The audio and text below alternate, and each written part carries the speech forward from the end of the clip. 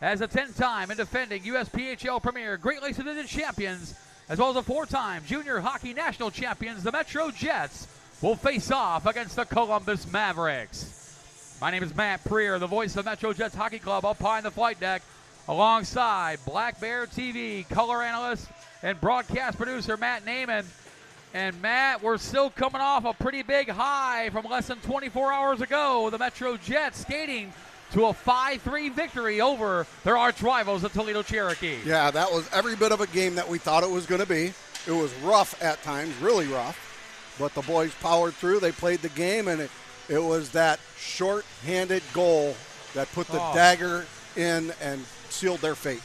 Ryder Novak, his second career junior game, scored the biggest goal of his life, and it came short-handed against the Toledo Cherokee, and as you so eloquently put it, put the dagger into the Cherokee as the Jets skating away to a 5-3 victory over the Toledo Cherokee. Now the Jets have to kind of put that away, don't they, Matt? They have to put that aside now. Oh, yeah. Because they're facing for the first time in 2025-2026 the Columbus Mavericks, who are off to their best start in franchise history. They're 4-0 coming into this game. Yeah, and I'm sure that's weighing on their minds right now, that what does Columbus have? What is it that they're doing? That they started off this season 4-0, coming into a team right now that they are 2-0 right now. And I think in their heads, this very well could be a challenge for them coming into a team like that. Indeed, a battle of unbeatens here this afternoon at MCIA. Something's got to give. We're going to find out here in about 2.5 to 3 hours as we jump right into the Vital Title Insurance Agency pregame show based in Farmington Hills, Michigan. We're located throughout Michigan and Florida. Vital Title is your real estate insurance leaders, led by Jamie Naiman. With over 30 years of experience, your property transaction offering the security of knowing your real estate transaction has been executed with expert attention to every detail. Learn more at VitalTitleAmerica.com or call 248-388-9376. And you know, we love our hockey moms and dads. Oh, man. Kathy Peacock, the mom of again, second day in a row. Number one star last night's game, Evan Peacock. Second game in a row, bringing us Tim Hortons coffee. Wow. Oh, my goodness. Oh, we love the moms and dads, no question about it. I'll tell you what. Thank you. There you go. I can't wait till the showcase. Oh, my God. What is the showcase going to hold? We're going to be fed and watered like you wouldn't believe. Oh, this is great. But you all know something. Not only do we love the parents, the kids here, the staff, everybody here at Mount Clemens Ice Arena. You know, we got Sarah, I guess you could say, our little ice interview gem. She is since we started, I remember that very first time, she was so nervous. Oh, for sure. We were doing a mock interview up here on the deck. She couldn't get through anything without giggling. And she has really come to her own right now, and she's just been getting better and better and better as the seasons have gone along. Well, as we mentioned, both teams are undefeated. The MetroJets are 2-0, coming off a 5-3 victory over the Toledo Cherokee last night. The Columbus Mavericks haven't played since a week ago today. A back-and-forth affair, the second game of two against the Battle Creek Colonels. The Mavericks skating to an 8-5 victory over the Colonels. So both teams currently second. The Mavericks are second in the Great Lakes Division. The MetroJets third. With the Red River Spartans earlier today, big upset in the USPHL Boston Showcase. 6-3 victors over the Springfield Picks. Yeah, how about that one? Yeah, no doubt about it. That's big victory for the Red River Spartans. That is a good win. That is a fantastic win for them. A pat on the back to them. That's a fantastic win. And the MetroJets looking to end the strongest start in Mavericks franchise history. And they're going to rely on the number 3, the 19-year-old from Grosse Pointe, Michigan. That is A.J. Zaccani. Zaccani last night, 2 goals. One of them a power play goal on a MetroJets Foundation power play in that 5-3 victory. Zaccani already in 2 games, Matt Naiman. 3 goals, 2 assists, 5 points on the season. Yeah, just 5 points already with a few games played after having a 59-point season just last year. He's well on the way to surpass that so far. Indeed he is. Second on the team in scoring, is also the highest scoring defenseman on the roster. He is the undisputed captain of the MetroJets, wears number 15. It is the 20-year-old from St. Clair Shores, Michigan, Jake Taylor. Taylor so far, no goals, but in the 2 games that the Jets have played so far, 2 assists in each game for a total of 4 so far this season. Yeah, and just something with that, a lot of the boys look at how many goals they scored, and I tell them all the time, an assist is just as good as a goal. If it wasn't for your assist, there wouldn't have been a goal. So count it. It's good. Absolutely. Another player without any goals yet, but he does have 3 assists this season. He is tied for 3rd on the team in scoring. Wears number 33 for the MetroJets. It is the 19-year-old from Muskegon, Michigan, Jackson Stone. Stone, 3 assists so far in 2 games. Played last year, only 9 goals, but he registered 31 assists. And he's on that mark so far. But once Jackson Stone gets going, puts that puck in the back of the net, he's going to be on fire. Yeah, he's going to be a player as the season goes on that all these teams are going to have to look out for. Not only, obviously, with all his assists, he can set up the scoring opportunities for the other players. Indeed he can. Tied for 3rd of the team in scoring is a scratch today. Upper body injury for the number 20, Luka Pivets. That's a big loss for the MetroJets. Yeah, and that one, I wasn't sure exactly what happened, and talked to him briefly yesterday, and he just put his head down, shook his head. He's like, man, I can't believe it. He's bummed. He wants to play, and I'm sure it doesn't seem to be anything serious. I think just an upper body strain, but it is what it is. They're going to take care of their boys. Tied for 5th on the team in scoring. He's played 2 games for the MetroJets, has 2 goals. Wears number 89 for the MetroJets. The 20-year-old from Livonia, Michigan, Aiden Sharon. 2 goals so far for Sharon. He has been a welcome surprise on this MetroJets team. Yeah, you look at Sharon playing with the Ironwood Lumberjacks. 49 games played with 29 points. He's already got a couple goals already. Good for him. He's going to be well on his way to quite possibly surpassing that this season. Sharon is tied for 5th on the team in scoring with a gentleman, one of the returnees right next to him, wears number 25. It is the 19-year-old from Cadillac, Michigan, Gabe Altman. Altman with a goal and an assist so far this season. One of those key returnees that the Jets are counting on. Yeah, and that's just one. They got the veteran know-how. He's been there, done that. He knows the structure of this team. He knows what the coaches are looking for. And he's going to be a starlight player that we think is really going to be up and coming this season. The last player in that 3-way tie for 5th on the team in scoring is one of the newcomers on the team. Wears number 7 for the MetroJets, just 17 years old. Also out of Muskegon, Michigan, Aiden Hartzell. And Hartzell took a big shot yesterday along the boards. But looks like he's able to go here today. And just like Aiden Sharon, Aiden Hartzell, a pleasant surprise for the Jets. Oh, and that was, you look at his stats just from last year at Muskegon Reef Puffer Rockets, 27 games played. This kid had 48 points in just 27 games. And keep in mind, he's just 17 years old. That's some good numbers right there, and we'll see how that carries on here. Putting it up a level, as to say, playing in this USPHL. Answering the call in goal here this afternoon. He started yesterday's game, lasted all of 3 minutes and 22 seconds. He's going to get the nod again today. It is the 19-year-old from Teleborg, Sweden, the number 30 of Philippe Hall. Hall so far, he is 1-0 with the recording the win in the 6-1 victory over MJDP 8 days ago.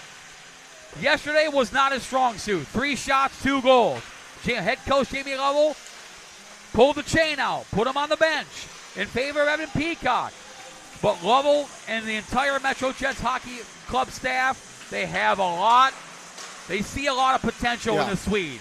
Yeah, right now, even though he's at a 537 goals against average, only a .800 save percentage, but they feel Hall has so much upside, and it's good on Philippe Hall to get the call right back, put him right back in the game. Yeah, this is a redemption game for him, and I can guarantee you're going to see some better stuff out of this young man. And the staff, and that just goes to show, the staff has faith in him. Randy Wilson has faith in him. If Randy didn't, he would not be here. So there's something that Randy sees in him and the staff sees in him that he's playing on this premier team here. If that wasn't for that, he would not be here. So there's something there. He's got to find himself getting into this league right now. And Philippe Hall will go up against the team out of Lewis Center, Ohio. They play their home games at the Ohio Health Chiller Ice Rinks North in Lewis Center, about 15 minutes north of the Buckeye State capital of Columbus. It is the Columbus Mavericks. They are 4-0 in the USPHL Premier Great Lakes Division. 2 victories over the Cincinnati Cyclones, a 5-2 count and a 6-3 count. 2 victories last weekend at home against the Battle Creek Colonels, 6-2 and 8-5. The Columbus Mavericks, it's argued and can be validated. For the last several years, they've been the 3rd best team in the Great Lakes Division. They want that moniker off their backs. They want to say, hey, we're right there with the MetroJets. We're right there with the Toledo Cherokee, and they're off to the fastest start in franchise history. I would say look where they're at right now at 4-0, and unfortunately, one of these 2 teams that goose egg is going to break. There's now going to be a number behind it. And leading the way for the Columbus Mavericks wears number 67, his 3rd year wearing a Columbus Mavericks uniform. The 19-year-old from Newcastle, Pennsylvania, is Giovanni Valentine. Valentine came out like a house of fire so far. 4 games, 4 goals, 5 assists, 9 points on the season. Tied for 8th overall in the USPHL Premier in scoring. Yeah, and last year, first. 38 games played, 67 points. Some unbelievable numbers right there by that young man. No doubt about it. And second on the team in scoring, another Keystone State competitor, wears number 26. The 20-year-old from Newcastle, also from Newcastle, Pennsylvania, Brian McConaughey. McConaughey, the former Toledo Cherokee, second on the team in scoring. 1 goal, 7 assists, 8 points on the season. Yeah, and that's going to be that was a good acquisition by the Columbus Mavericks, because Toledo brings on some very good players. We saw the game yesterday. They're going to be a contender this year as well, and Columbus is looking to do the same thing and to, I guess you could say, steal a player from Toledo. Oh boy, that's something to look out for. Highest scorer amongst defensemen on the roster, is also one of the highest scoring defensemen in the USPHL Premier. Wears number 71 for the Columbus Mavericks, the former Ohio Blue Jacket. The 17-year-old from San Jose, California. The 71, Ethan Zavella. Zavella, 4 career junior games. He's already got 8 points, 3 goals, 5 assists, 8 points on the season. Yeah, coming from the Ohio Blue Jackets, U16 AAA, 64 games and 13 points. He's looking to well surpass that this season with this Columbus Maverick team. Another player that the Mavericks, our general manager, head coach Joey Retterwald is very high on, wears number 20 for the Mavericks, the 19-year-old from Prague in the Czech Republic, Jan Ventura. Ventura so far in 3 games played, 4 goals, 3 assists, 7 points on the season. And he's just 19 years old, playing his first full season in the United States. And that's, you look at his numbers, having 30 points last year, 51 games played. Roughly, you could say 3/4 of a point a game, so he is definitely a contributor into this team. Rounding out the top 5 on the team in scoring is a couple of players who are returnees as well. Wears number 14 for the Mavericks, another Pennsylvania product, the 20-year-old from Erie, Pennsylvania, the 14 of Alexander Brown.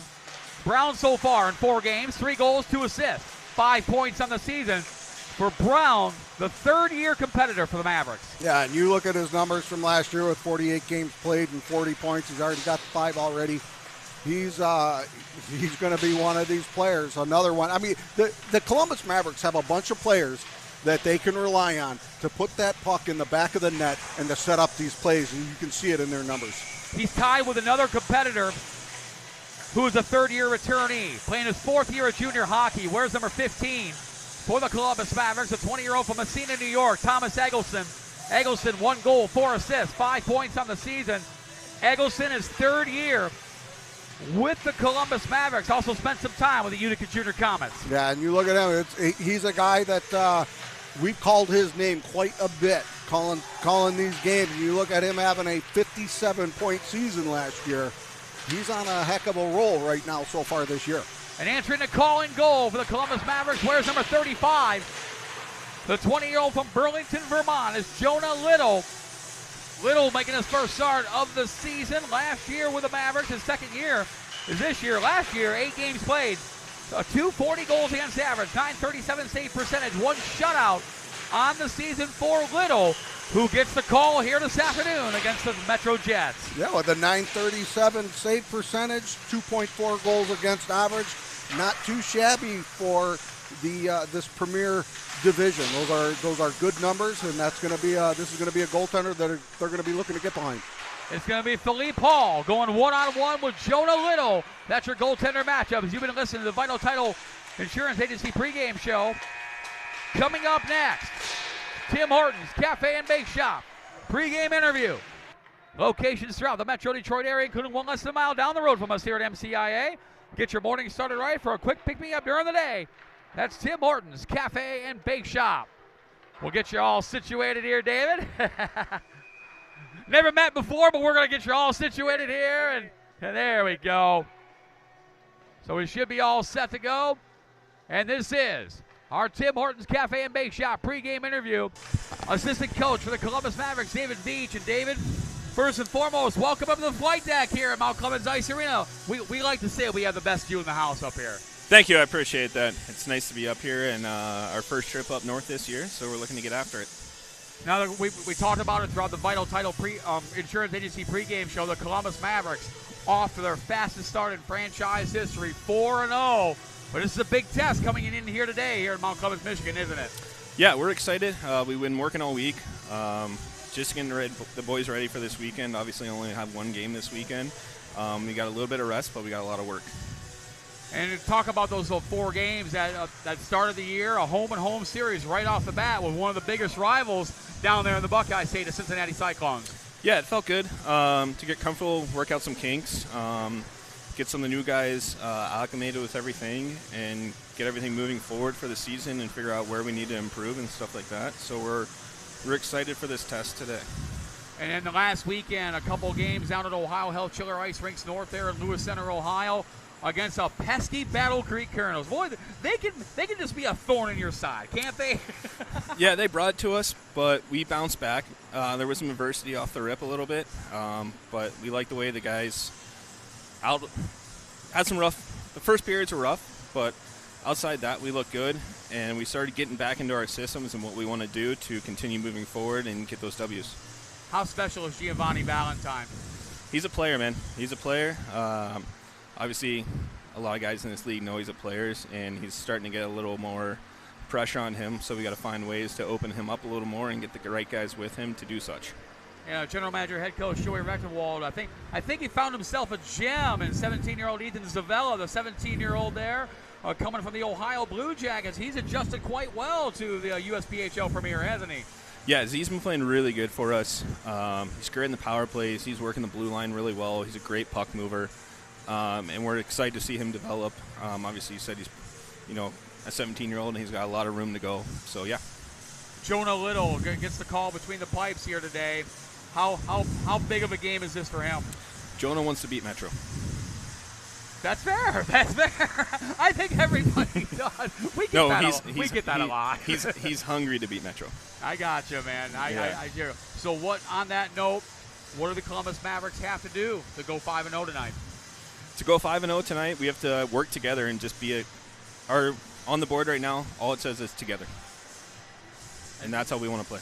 Together as a team. Together as a team. Now, your first year as assistant coach for the Columbus Mavericks. Tell us about your hockey background a little bit. Yeah, this is my first year. I came up.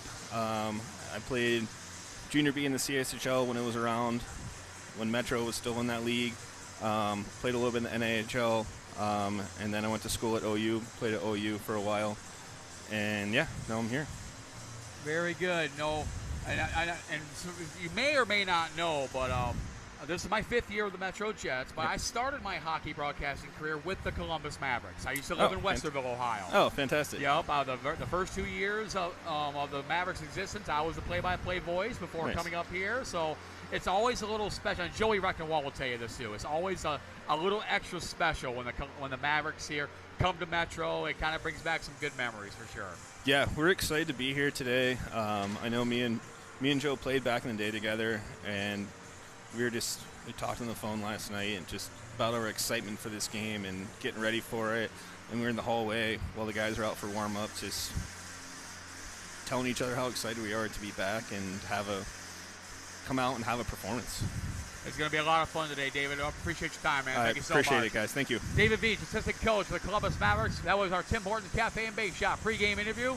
We're going to step aside for a few minutes, come back for pregame ceremonies and open drop the puck. You're watching MetroJets hockey live exclusively on Black Bear TV.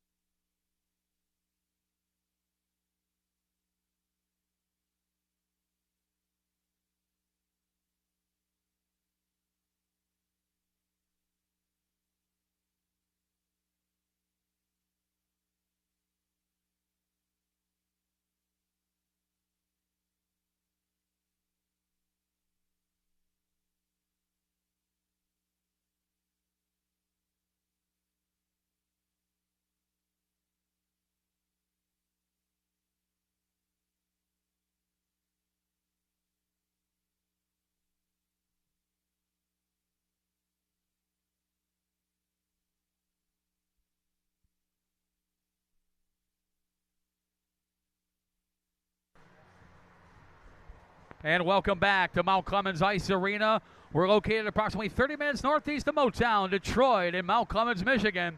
Second home game in 2 days for the MetroJets here at MCIA, as this time they face off against the Columbus Mavericks.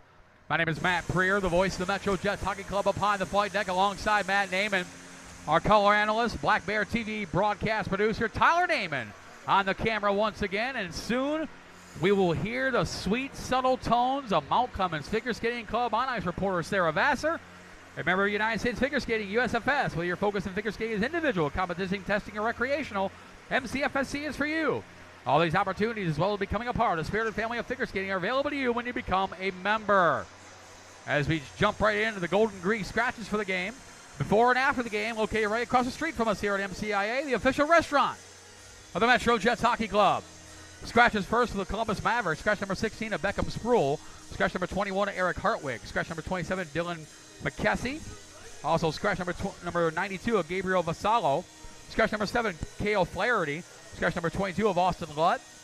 Also scratch number 52 of Patrick Frydecki. Scratch number 77 of Dennis Hornet. Scratch number 31 of Ian Brown. And scratch number 33 of Lucas Kamenecki. For the MetroJets, scratch number 20 of Luka Pivets. Also scratch number 26 of Jaden Provencher. And scratch number 68 of Joel Patterson. Coming up here in just a little bit, Metro Junior Jets Hockey Organization starting lineups. The Metro Junior Jets Mount Clemens Hockey Club offer Little Jets Learn to Skate program, house and travel hockey programs for girls and boys. The Junior Jets are also the only organization in Michigan that fields a parent Junior A hockey program. Matter of fact, there's 3 of them here at MCIA. A true development ladder of some of the most experienced coaches in Metro Detroit. It is the Metro Junior Jets Hockey Organization. Matt Naiman, the Columbus Mavericks, to go 5-0 this season, have to do something they have never done in 37 attempts. That is beat the MetroJets. Well, you know, that was just going through my head. After that game yesterday, I couldn't count how many Metro boys were in that locker room using ice packs. That was a very rough game yesterday. So that could play into their favor. The Mavericks are well rested. Yes, this is their only game of the week. Jets got beat up yesterday. They won the game, but it was a tough, hard-fought game. So Mavericks are going to have to come out swinging. They are going to have to. They're going to have to take advantage of it. They're going to have to score first, put them back on their heels, and take advantage of that. They're going to have to stay out of the box because we know how strong this power play is of the MetroJets. They got a very good penalty kill as well, but, you know, it's a lot harder to play a game when you're in the box. So the Jets need to play smart. Mavericks need to play smarter. Indeed they do. The MetroJets, 5 opportunities to score 2 power play goals, click them off at a 40% clip. While a penalty kill, they've killed off 5 out of 6 at an 83.3% clip, and they've scored 1 shorthanded goal as well. While the Columbus Mavericks, their power play ain't too bad either, 40%. And their penalty kill right there with the Jets, 84.2% on the penalty kill. But something they got to keep an eye on. They got to stay out of the box. Already the 3rd highest penalized team in the Great Lakes Division. Yeah, and that's where I was saying the Jets are going to have to play smart. Columbus is going to have to play smarter. They're going to have to stay out of that box. And they're going to, possibly even try to draw some penalties to get them on that power play. And that's where that playing smarter is going to come into a factor. And we're about to find out here in just about 2 minutes on how they're going to structure this game and how they're going to play. And they need to come out swinging. We mentioned it in the Tim Hortons Cafe and Bake Shop pregame interview with assistant coach David Veach. As you know, Matt Naiman, these games between the MetroJets and the Columbus Mavericks always special to me personally. Yeah. I give my thanks and my gratitude to the Columbus Mavericks Hockey Organization. The Mavericks were the team that I started my hockey broadcasting career, the 2019-2020 season down at Ohio Health Chiller Ice Rinks North. Spent my first 2 seasons with the Mavericks. It was the Mavericks' first 2 seasons of their existence before coming up here to the MetroJets. So, Matt, I have a soft spot for the green, blue, and gray. It's a home away from home at home. It was for a long time. Lived in Yeah. Ohio for 10 years. Now back home here in Michigan, live in New Haven, but I do have a soft spot for the Mavericks. I always have. I always will. So these games, to me personally, they're as big to me as a Metro Toledo game. Yeah, and this, the MetroJets, they're all I know. I believe this is my 7th. I'd have to go back and look. 7th or 8th season doing stuff with the MetroJets. Son played with them for 4 years, and but we really enjoyed what they've done. Matter of fact, you and I and Tyler all met at the USPHL Chicago Showcase. That's right. When I was still with the Mavericks then. Yep. And I actually, Tyler ended up being my cameraman. I believe it was for the Yeah. it was for a Mavericks game Yep. at the Chicago Showcase. Tyler ended up being my cameraman for And that that's game. when you just saw how cool we were. Oh, of course. And you were like, of course. hey, I know where I'm going next. Indeed. As we get set to go. Doing a little double duty today as Matt McKinzer not with us today. We got our men in stripes getting ready to go. We're Who do we live have on the here today? broadcast. Yeah. Old Trevor. Gilmer. Yeah, Evans is on there. Well, he's wearing the stripes.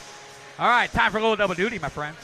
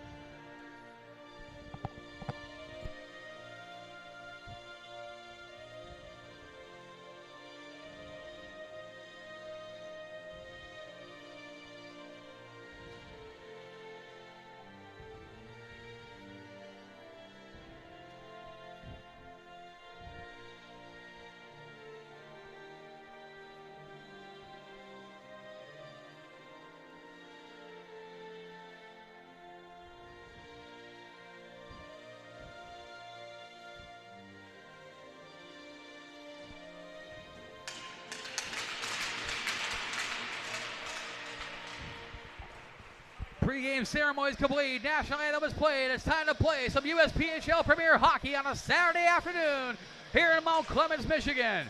Your referee is Trevor Evans. The linesmen are Brandon Batens and Brian Gilmer. As the MetroJets, of course, the home team here at MCIA, wearing the patriotic blue uniforms, white shoulders, and red trim. They're skating right to left of your television screen. While the Columbus Mavericks, who are based out of Ohio Health Chiller Ice Rinks North in Lewis Center, Ohio, about 15 minutes north of the Buckeye State capital of Columbus. They are the road team today, wearing the kind of pseudo throwback white uniforms. with the green trim. They'll be skating left to right on your Black Bear TV television dial. You got that one right, man. Yes, How I about did. that? Yes, I did. 38th all-time meeting between the MetroJets and the Columbus Mavericks, and here we go. Thomas Ashley dumps the puck in, picked up by Chase Martin. Martin sends it across, and it goes Ryder Novak. Novak pressured there by TJ Boyd. Ben Marcourt trying to get it out, kept in by Corey Anderson. Anderson now trying to get it out over to Chase Martin. Martin knocks it over to the corner. Met there by the forward Thomas Ashley. Ashley now to Marcourt. Marcourt to Ventura. Jan Ventura. Across shot there, saved by Hall. Brian Savage with an opportunity right off the get-go. Picked up there by the 20 of Ventura. Had it knocked away by A.J. Zaccani. And Matt Naiman, good call already. You can tell here in the first 45 seconds, the Columbus Mavericks, they are full speed ahead. They are plenty of energy. The MetroJets, they look a bit worn with the icing call with 19:06 to go. Yeah, that last shot on goal they just had, they were able to feed that all the way across ice and get a good shot, and he did a great job stopping that.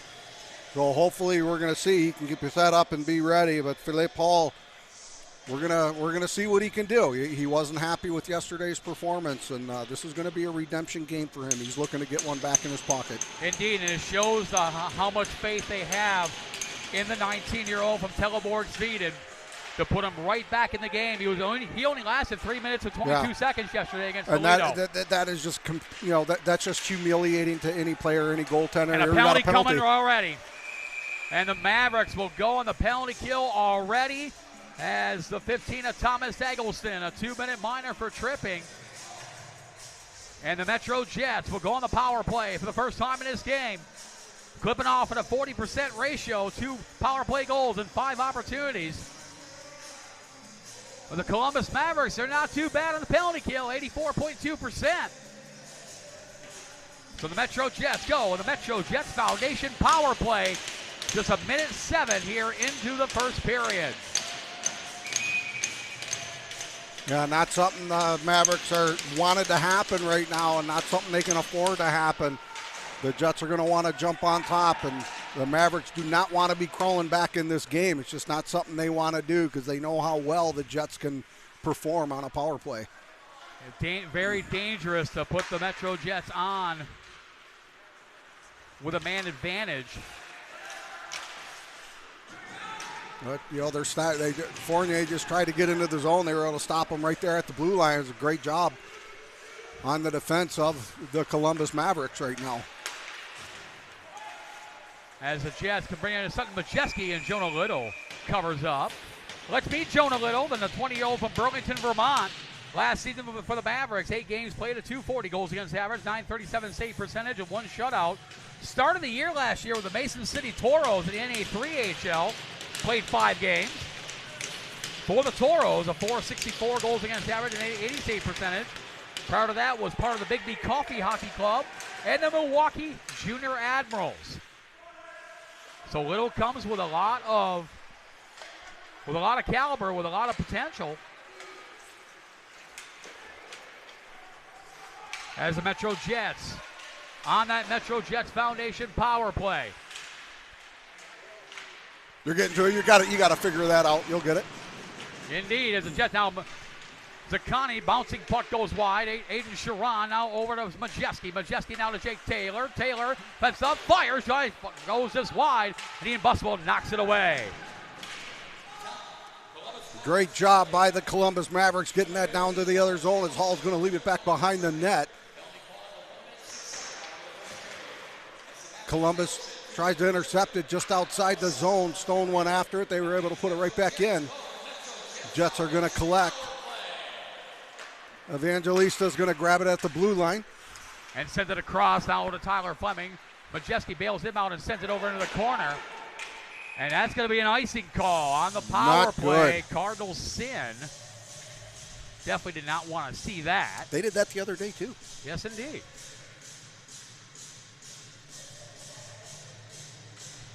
.17:06 to go here in the first period.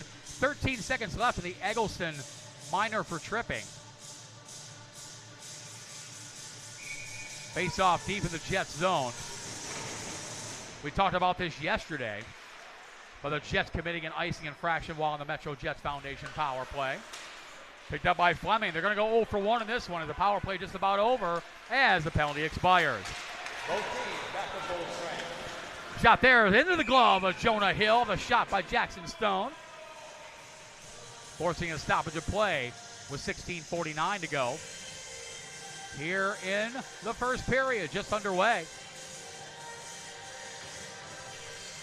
We talked about it in the Vital Title Insurance Agency pregame show. How about the Red River Spartans earlier today? USPHL Boston Showcase, 6-3 victors over the Springfield Picks. So congratulations to them. Yeah, you told me that one. I would have loved to have watched that game, but we were busy. Yeah.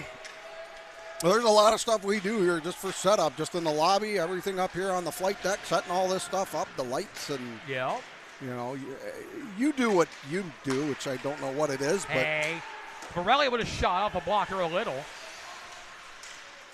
As play continues. You know I got to poke fun at you. I know you do, and I appreciate it.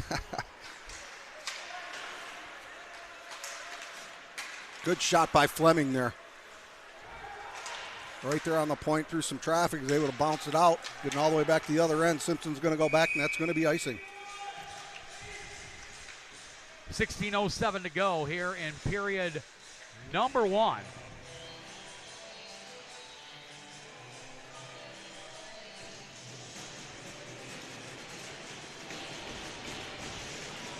Face off deep in the Maverick zone. And my whole laptop is froze. Not a great time for that to happen. It happens. Yeah, it happens. I don't know we'll why that. I don't know. Isaac Bunk gets around the 8 of Ori Moss Rendell. And now feeds it up to Gallant. Aaron Gallant with a shot. Save made there by Philippe Paul. That's first shot he has faced this game. Picked up by Jake Blum. Or second shot he's faced, excuse me. Bunk now with the puck. With the Jets kind of short today, Isaac Bunk moved up to forward for this game. Yeah, they got a few players that can play both ends of the ice, which is that's a really good thing to have when you got some guys that are knocked out. Like you got guys that can step up and take their place there.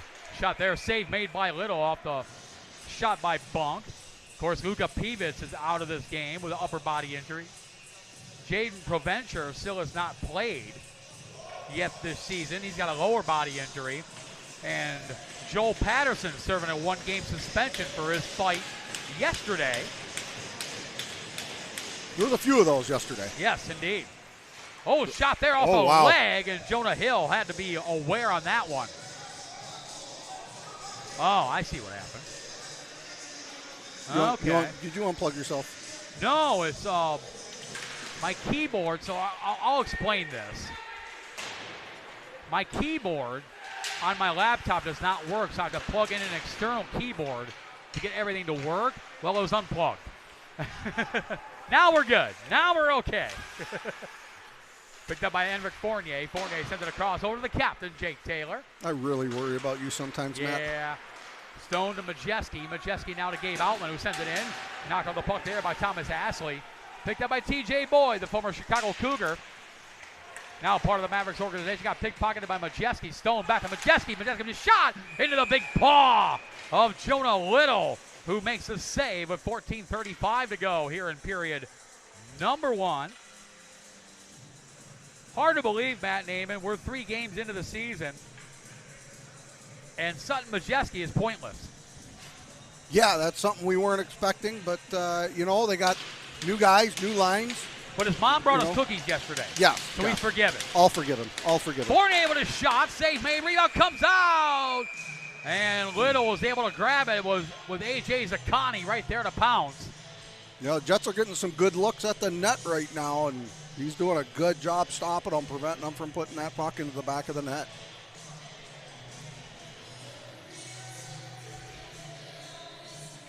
Shots already 8-2 in favor of the Jets. And Jonah Little has been up to the task so far. Luke Fleming, no relation to Tyler Fleming. Sends it back around to Ben Marcourt, the 18-year-old from Pickering, Ohio. Pickerington, excuse me. Southeast suburb of Columbus. I know you, for those that know your geography of the Buckeye State of Ohio. I just know Columbus. Yeah. I drive through that Shot state. there by Marcourt, blocked. Right point blank opportunity, and Philippe Wow. Paul makes the save. Let's meet Philippe Paul. The 19-year-old from Teleborg, Sweden, played last year with his native Teleborg IF J20 team in Sweden.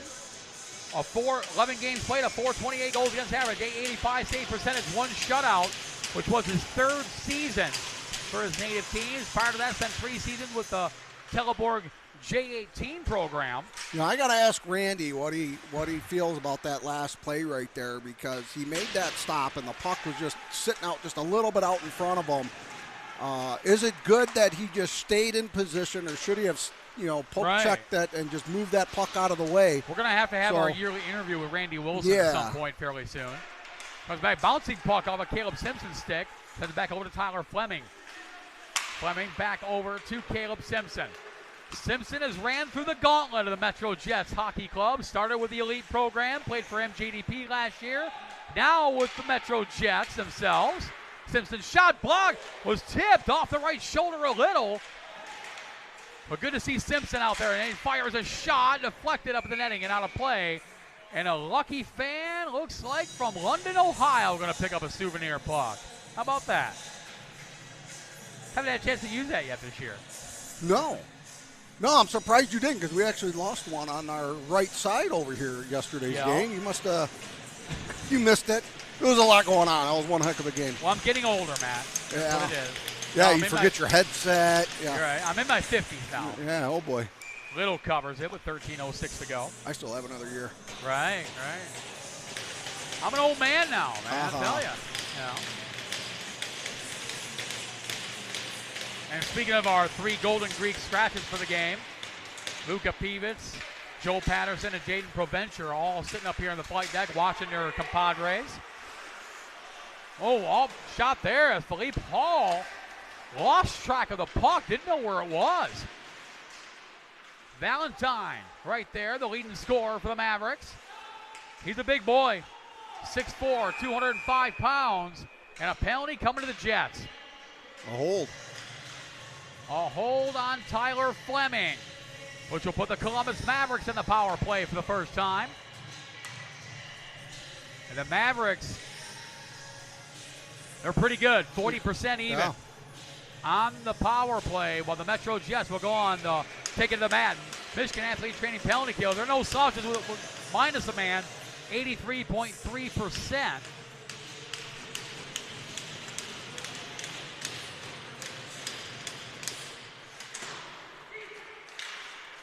I think what was that last year? I think the Jets for a long while, they were up in the 90th percentile for their penalty kills. Just unbelievable. Oh yeah. And the season's early. Any team could crawl up into that percentile. And it's only the 3rd game of the year. Yeah. So for the Jets, 5th game of the year for the Columbus Mavericks. Both teams are undefeated. Chase Martin going to try to get it out, and he does.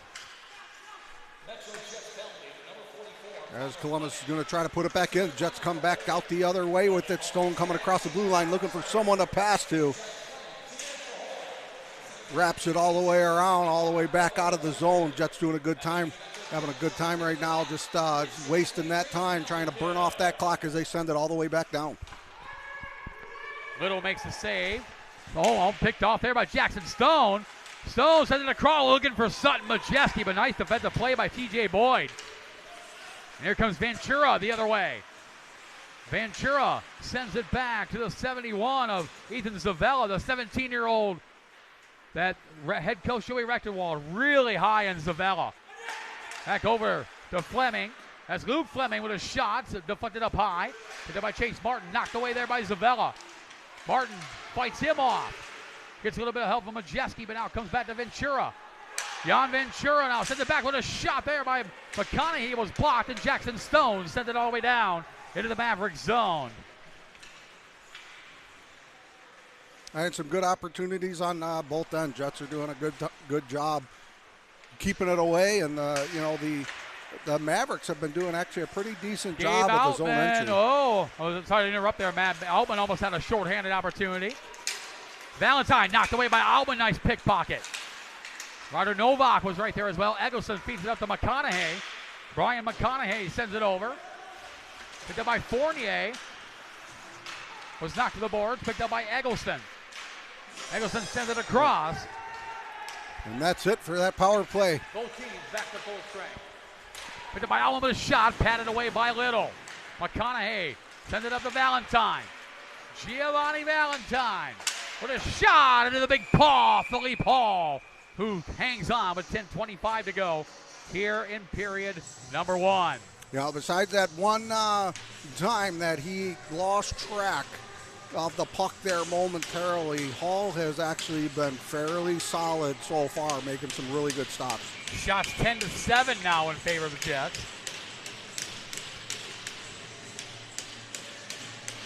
It's very evident the fatigue factor in this game. The Mavericks is their one and only game of the weekend. The Jets, less than 24 hours ago, coming off a hard-fought 5-3 victory over the Toledo Cherokee. But we know head coach Jamie Lovell, who's also just happens to be the strength and conditioning coach of the MetroJets. Once they get their skates underneath them again. Yeah, and that's the one thing Jamie is so good at, the conditioning that he puts these boys through. That's what pushes them through a lot of these games, because they can outperform and outlast the other teams. That's what pushes them through. Hartzell battles there with Ori Moss Rendell. Rendell playing for his native Israel in the World Junior Championships. Played 3 seasons for their U20 World Junior Championship team. Zaccani. We had quite a few of those at that LATAM Cup down in Fort Lauderdale. It was fantastic hockey down there, man. Zaccani over to Caleb Simpson, trying to feed it back, but was knocked away there by Tad Siglo, the former Motor City Gambler. A little reuniting between Tad Siglo and Isaac Bonk, both former playing with the Motor City Gamblers last season. Chase Martin knocked off the puck there by the 14 of Alexander Brown. Martin able to fight him off, and now he skates the other way. Bench side now as Gallant with a big hit. Corey Anderson trying to knock it away from Aaron Gallant. Gallant will bring it in with a shot, and Hall makes the save with 8:41 to go here in period number 1. Hall is definitely doing his job here today, because even though Columbus is being outshot, they're putting some decent shots on goal. They're getting that puck through traffic, which makes it so much tougher for a goaltender to track it. It's a big thing in this first period for the Jets to try to withstand the pressure of a very fresh Columbus Mavericks team. Yeah. They're so far, both teams, the Mavericks up to the task. Corey Anderson, though, he's going to negate the icing. Nice hustle there by Anderson, trying to feed it to Evangelista. Picked up by Jake Blum. Blum double team, and now knocked away by Tad Siglo. Siglo lost it in his jersey, kicks it over to Gallant, but now Chase Martin grabs it. Over to Evangelista, knocked away by Gallant. Gallant now with a break, shot, deflected up high into the glass. Good job getting the stick in the way on that one. Martin feeds up to Evangelista, now to Gianluca Varelli. Varelli now tries to get around Zavella. Nice play there, nice backup by Valentine. Here comes Giovanni Valentine, knocked to the boards by Enrique Fournier. They both go down to the ice. That's 2 big bodies colliding there on the boards. Anderson now to Sutton Majeski. Majeski will bring it in. Majeski around Zavella, goes down. Does get the shot off. As Fournier able to keep it in. Back over to Varelli. Trying to let it go. Stone with a shot, and Little makes the save with 7:32 to go here in period number 1. You almost want to say this is a goaltender's duel too, with the way some of these shots are coming in. They're both doing a great job. It is still September. A little Earth, Wind, and Fire. You can tell when Q's playing the music. Yeah.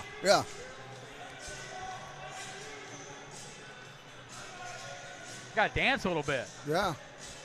I think you're the only one in here, Matt. As you got these guys over here looking at you like, what is he doing? It's Earth, Wind, and Fire, baby. Tyler's shaking. You start dancing when Earth, Wind, and Fire starts playing over the PA, right? You have to. Luca knows. I don't even know what you're talking about, Matt. And penalty. It's on Giovanni Valentine.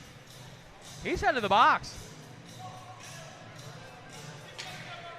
2-minute minor for roughing on the leading scorer for the Mavericks. Will put the Jets in a power play for the second time. They're 0 for 1. That's a big loss, even for just 2 minutes. You look at the past games that the Jets have played the Columbus Mavericks, and through the years we've been doing this. This is I think, one of the longest so far that Columbus has lasted with the Jets, and there hasn't been a goal scored. I go back to a game at Fraser Hockeyland, the second year the Mavericks were in the league. I was brought up by Stu Farr. I was still part of the Mavericks broadcast team. It was a Wednesday night game. It was 0-0 going into the third period before Nick Cesarini woke up and scored both goals. Oh yeah. So that would have been back in the 2020-2021 that would have been maybe season. my. Yeah, I was in a few years, but wasn't really part of this staff of doing this stuff. We were just kind of helping out at that point. Columbus Mavericks And so right now there's a minute and 30 left of this power play as the Jets are going to get out of the zone. Of the first period. That's the Mavericks Valentine. 2 minutes for roughing. As Zakani goes across the blue line looking for somewhere to pass. Put it all the way back up top. And the fire shot right off the shoulder and into the back. Majeski is just snake bit right now. You know he's going to figure it out. Taylor with a shot goes wide. And knocked all the way down into the Jet zone. Hall will play it there for Taylor. Lets it go for Majeski. Majeski, nice little dipsy doodle around Brady Cook. Majeski now back to Taylor. Now Majeski's got speed. He's got Jackson Stone trailing. Stone's got speed as well. Here comes Jackson Stone. Stone with the puck. Looks for, finds Majeski, overskated the puck.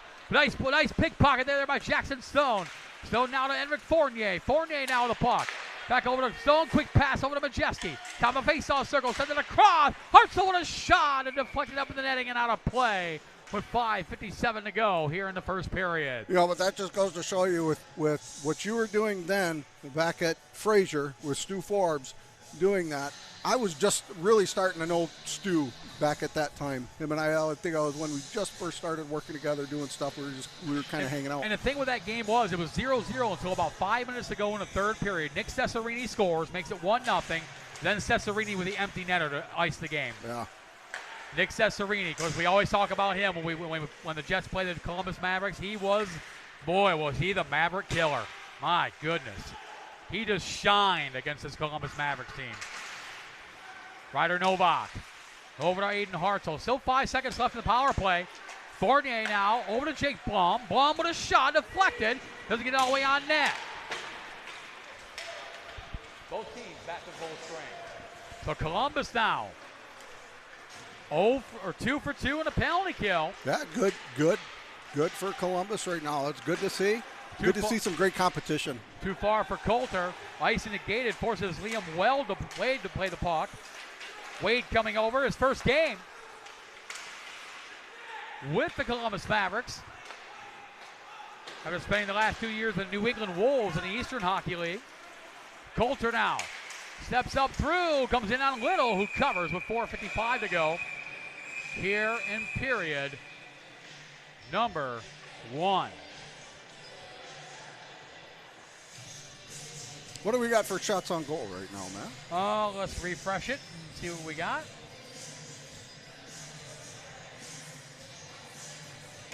(14-7). At the moment. Penalty minutes are, the Columbus Mavericks are up by 2 minutes. There's been 2 penalties on the Mavericks, 1 on the Jets. So that's not playing too much of a factor into this game right now. For the most part, it's even, minus, just the one penalty. Valentine looking for Eggleston. Nice pickpocket by Tyler Fleming. A lot of pickpocketing going on in this game. Yeah, Jets are doing a good job clogging up that middle there. Outman. A majority of the shots that Columbus are getting through, they're coming through the outside. Coming from the outside, and they're trying to put them through traffic. Anytime they've gone to the inside, the Jets have been doing a great job of clogging up the middle. Shot deflected up in the netting and out of play. Who got that one?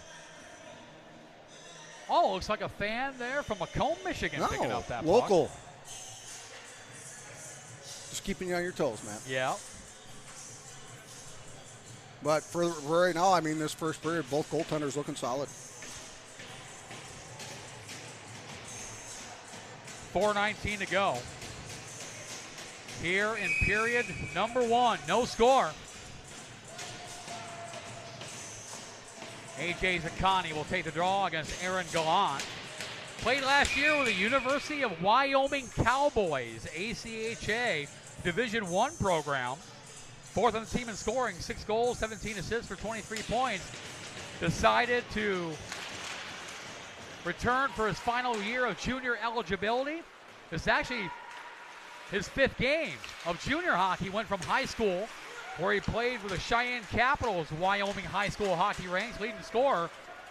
His senior, junior, and sophomore years as Hall makes the save. Now Varelli, deflected into the zone, picked up by TJ Boyd. Boyd feeds it across up to Carter Holbrook. Holbrook to Brown with a shot up high. Gallant will take it. Knocked away there. Simpson tried to get it out, kept in by Boyd. Nice sidestep. Nice pickpocket by Evangelista. Once again, I mean, the Jets are doing a fantastic. Anytime they get that puck near the middle, they're picking them. Bunch of thieves. That's Zaccani. Over to Evangelista with a shot into the paraphernalia. Jonah Little, who hangs on with 3:27 to go here in period number 1. Shot 16-8. And a little update for PSM Ice House in Fort Wayne, Indiana. Dmitry Aksanov picks up the goal for the MetroJets Elite on the assist from Liam Smith and Tyler Dix. And the Jets lead 1-0, 11:24 to go in the second period. So good on the Jets Elite, who are playing their first game of the season today. Isaac Bong thought about the shot, decided to pass, and now Ventura on a break. Ventura with a shot off the post. There's a shot there, nice block by Chase Martin. Martin collided with referee Brian Gilmer right here at the blue line. Picked up by Zavella. A soft shot doesn't get all the way through. Now picked up by Isaac Bong, who sends it up to Aiden Sharon. Sharon puts on the brakes. Backhanded over for Bong. Knocked away there by Brian Savage. Savage battles there with Sharon. Comes back to Enric Fournier, who sends it over to Chase Martin. Martin now will bring it in. He'll fire it in to the Maverick zone. Picked up there by Tyler Fleming. There's going to be Luke Fleming. Again, no relation to Tyler Fleming of the Jets. Novak almost picked that off. Picked up by Zavella. Zavella through the legs pass to Ventura. And here goes Ventura. Now to Marcourt. Ben Marcourt will dump it in. Mavericks go for a line change. Jake Taylor up to Jackson Stone. A little too far for him. Knocked away by Liam Wade. Eggleston feeds it up to McConaughey. Brian McConaughey wraps it around the boards. Up, picked up by Enric Fournier. Fournier knocked away by Valentine. Giovanni Valentine knocked on the puck there by Fournier, but gets it back to Wade with a shot deflected wide. Comes back over to Jake Taylor. Taylor feeds it up to Sutton Majeski. Majeski cross ice pass. Hold it rider Novak. Novak sidesteps Wade over to Jackson Stone. Knocked on the puck there by Valentine. Cross ice pass over to Tyler Fleming. Fleming with a shot deflected. Save made. Rebound comes out to Jackson Stone with a shot. It doesn't get all the way through. As play continues. Valentine the other way with a shot deflected up high. Picked off there by Fleming over to Ryder Novak. Scored his first career junior hockey goal yesterday. Short-handed against the Toledo Cherokee. Picked out by McConaughey. The 20-year-old from Newcastle, Pennsylvania sends it in. Fleming will go after it. Jake Taylor's there as well. Nice hustle there by the 9 of Tad Siglo. Taylor, though, comes out with it. Backhand pass over to Majeski. Tried to feed it up to Altman. Was picked off there by TJ Boyd. Knocked away by Buswell. Ian Buswell, the former Athens Bobcat. Trying to feed it over to the 9 of Siglo. Ashley will grab it. Picked off by Majeski. Majeski bouncing puck goes in the neutral zone. Less than a minute remaining in the first period. Back and forth action between the MetroJets and the Columbus Mavericks. Side angle shot, and Hall makes the save. Jackson Stone knocks it away. Picked up there by the 18 of Brady Cook. Knocked away by Majeski at the end of a long shift. Kicks it over to Jackson Stone, and Stone off the boards. Looking for Gabe Altman, found TJ Boyd instead. Jets with a partial line change. Boyd sends it in. Save made by Hall, the long-range shot. Taylor, long-range pass to Majeski for Altman. Back over to Majeski. Majeski with a shot, goes wide. As the horn will sound to end period number 1. Shots on goal in the first period. The Columbus Mavericks with 8. The MetroJets with 16. The score at the end of 1 period of play. MetroJets 0. Columbus Mavericks 0. Coming up next, National Coney Island first period interview. As our first appearance of the day by Mount Clemens Figure Skating Club, on-ice reporter Sarah Vassar is going to talk to the young man, the 20-year-old from Boissetto, Quebec, Canada, returning to the MetroJets Hockey Club. Played with the MetroJets Development Program, MJDP, during the 2023-2024 season. Last year, playing for his hometown, Montreal Phoenix, in the Quebec Junior Hockey League. He's back in a Jets uniform. Enric Fournier standing by with Sarah Vassar. Thanks, Matt. So, Enric, you're back. Last time I saw you, you played on MJDP. Then you took a break. Now you're back. What's it like to be back? Feels good. Not gonna lie, I feel like we still got like the same energy. Like the group still have the same energy. We're still like as bounded as we are, even though we're not like with the same guys. But I mean, I'm having fun right now. Like hockey, you know, that's all about it. So there was no goals in the first period. What do you think you guys have to do heading into the second to change that? There's some times that like we're getting rid of the puck too often. I think we need to bring a little bit more shot via, you know, take care of the opportunity that we get in the O-zone. But otherwise, like we're not playing bad. So I think we're doing good right now. Just need the little push, second effort, yeah. All right, well, good luck with the rest of the game, and welcome back. Back up to you guys on the flight deck. Sarah, thank you so much. We'll take a short break, about 7-8 minutes or so. Come back for a first period recap. Start of the second period. The score at the end of 1 period of play. The MetroJets, Columbus Mavericks, knotted up at 0. You're watching MetroJets hockey live exclusively on Black Bear TV.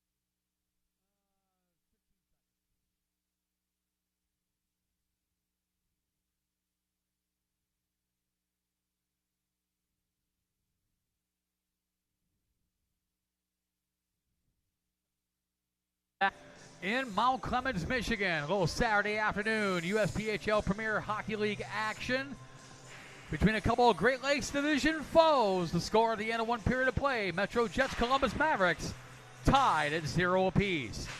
My name is Matt Preer, the voice of the MetroJets Hockey Club, up high in the flight deck alongside Matt Naiman, our color analyst, Black Bear TV broadcast producer. Tyler Naiman manned the controls on the camera, while Mount Clemens Figure Skating Club on-ice reporter Sarah Vassar continues to stalk the property here at MCIA as we jump right in to the National Coney Island. First period recap. National Coney Island has been in business since 1965, celebrating their 60th anniversary this calendar year, and currently owns and operates over 20 restaurants here in southeastern Michigan. Corporate headquarters are located just down the road in Roseville, home of the original location. Call 1-888-44-CONEY and order now. You know, a couple of Coney dogs don't sound bad, does it? That does sound pretty good right now. You know, and that Coney down there in Roseville, we used to hit that one all the time when we got done with the bars and the clubs and stuff back in the day, man. Oh, yeah. That was our hangout. Shots on goal in the first period. Columbus Mavericks with 8 shots on Philippe Hall, while the MetroJets counter with 16 shots on goal on Mavericks goaltender Jonah Little, excuse me. Jonah Hill, isn't that a football player? Jonah Hill, I can't remember. That or it's a performer. That could a be musician, I think it is. No scoring in that first period. Couple I'm penalties. going to look that up. Yeah, go ahead and look that up. No scoring, couple penalties, as the Columbus Mavericks are 2 for 2 on the penalty kill, while the MetroJets are 1 for 1 in the ticket to the mat. Michigan athlete training penalty kill. These two teams are going to play each other again a week from yesterday, 6 days from now, Friday, October 3rd, as the Mavericks will host the MetroJets down at Ohio Health Chiller Ice Rinks North in Lewis Center, Ohio. Face off at 8 p.m. Boy, we were wrong. Oh, it's an actor. He's an actor. Okay, all right. Known for his role in movies like Superbad. Okay, yeah, I don't know, yeah. Jonah Hill, Jonah Little, you know, Yeah. same case. That is next game for both clubs. Is down in Ohio Health Chiller Ice Rinks North in Lewis Center, Ohio on Friday, October 3rd. That is the Jets' only game of next weekend. While the Mavericks, that'll be their first of 2 home games next weekend. After they face the Jets on the 3rd, week from today, Saturday, October 4th, the Mavericks will host the Cincinnati Cyclones. 7:50 p.m. face-off there at Ohio Health Chiller Ice Rinks North. Of course, we may have mentioned before, as we have the Columbus Mavericks photographer joining us up here in the flight deck. Something you may not know, I was the Columbus Mavericks broadcaster for the first 2 seasons before coming up here to the MetroJets. Yeah, we're doing this live on the air. I'm Matt Preer. How are you? Oh, Nice geez, to here meet we you. go, Matt. Come nice on. to meet you. Get back to your job. I'm getting back to my job. Gosh darn it. We're friendly people here with the MetroJets. Yes, we See, are. The Columbus Mavericks photographer is sitting right up here in the flight deck with us. She's more than welcome. Just come on up, enjoy yourselves. Be sure to get my good side, though. I did my hair today. Yes, we'll turn around, Matt. Really appreciate it. So, and speaking of that, I'm going to make Joel Patterson go do something for me. Come here, Joel. Shop Detroit. I would like a MetroJet smoothie. Get yourself one as well. It's right down the concession stand. Thank you. MetroJet smoothie. They know what it is. And get yourself one too. See? Ordering right here on live. Oh, Shop Detroit. See how one of the other guys just went with them. I think you're getting 3 of them now. I don't end up with 3 of them. Oh, for boy. Sure. Second period about to get underway. Both teams making their way back onto the ice. Of course, as we mentioned, Columbus Mavericks, fastest start in franchise history. 4-0 coming into this game. Call task today, though, the 10-time and defending Great Lakes Division champions, the MetroJets. Both teams undefeated. The Mavericks 4-0, the Jets 2-0. So something has to give today. Yeah, I think where we were talking about earlier. I think the key for Columbus right now is for obviously a lucky bounce, but they need to start shooting more from the outside, not trying to take it to the inside all the time. They're getting picked left and right. Jets are just all over them. Anytime they try to collapse in on that center ice there, the Jets are just all over them. They're going to need to start firing from the outside, get a deflection, lucky bounce, or possibly even a rebound I think that's where they're going to start seeing something going in the back of the net. And we know that the voice of the Columbus Mavericks, J.C. Charles, tuning in on Black Bear TV. So want to say hi to J.C. We know he's tuning in. Oh, of course he is. He's got to see his team. He's got to see what's going on. And right now 0-0 game. That they're getting outshot, but still a 0-0 game. And let's see if what the Mavericks are going to do. See if they change their game plan a bit. I think they're going to have to start firing from the outside. That's just my idea right now with the way the Jets are playing. Second period about to get underway. The MetroJets wearing the home blue uniforms for the first half of the season before switching over to the whites in January. Blue uniforms, white and red trim. They're skating left to right on your television screen. Well, the Columbus Mavericks with the pseudo throwback jerseys. Those are cool, by the way. They're sharp. White jerseys with green and gray trim. They're skating right to left on your Black Bear TV dials. We're underway with period number 2. Even Toledo yesterday, they changed up their jersey just a little bit. They sharpened up those colors. They're brighter. Yeah, the red is much brighter, as Zeke Favor pointed out yesterday. Those look good. Those look good. Kind of a blood red, if you will. Yeah. Update over down at PSM Ice House in Fort Wayne, Indiana. Under 11 minutes to go in the third period. MetroJets Elite clinging to a 1-0 lead over the Fort Wayne Spacemen. Dmitry Aksanov with a lone goal from Liam Smith and Tyler Dix. It's going to be interesting to see how that game plays out because the Fort Wayne Spacemen for the elite program has always been a thorn in their side. They've been a tough team to play. For sure. Savage with a shot. Hall makes a save. Coming up later tonight, 7 o'clock face-off. The MetroJets development program will play the Fort Wayne Spacemen. On the premier side, bouncing puck into the glove of Philippe Hall, who hangs on with 18:56 to go. And so far, Columbus is doing exactly that. They're taking shots from the outside. They're trying to get that lucky bounce or deflection to put it right in the back of the net. 18:56 to go here in period number 2.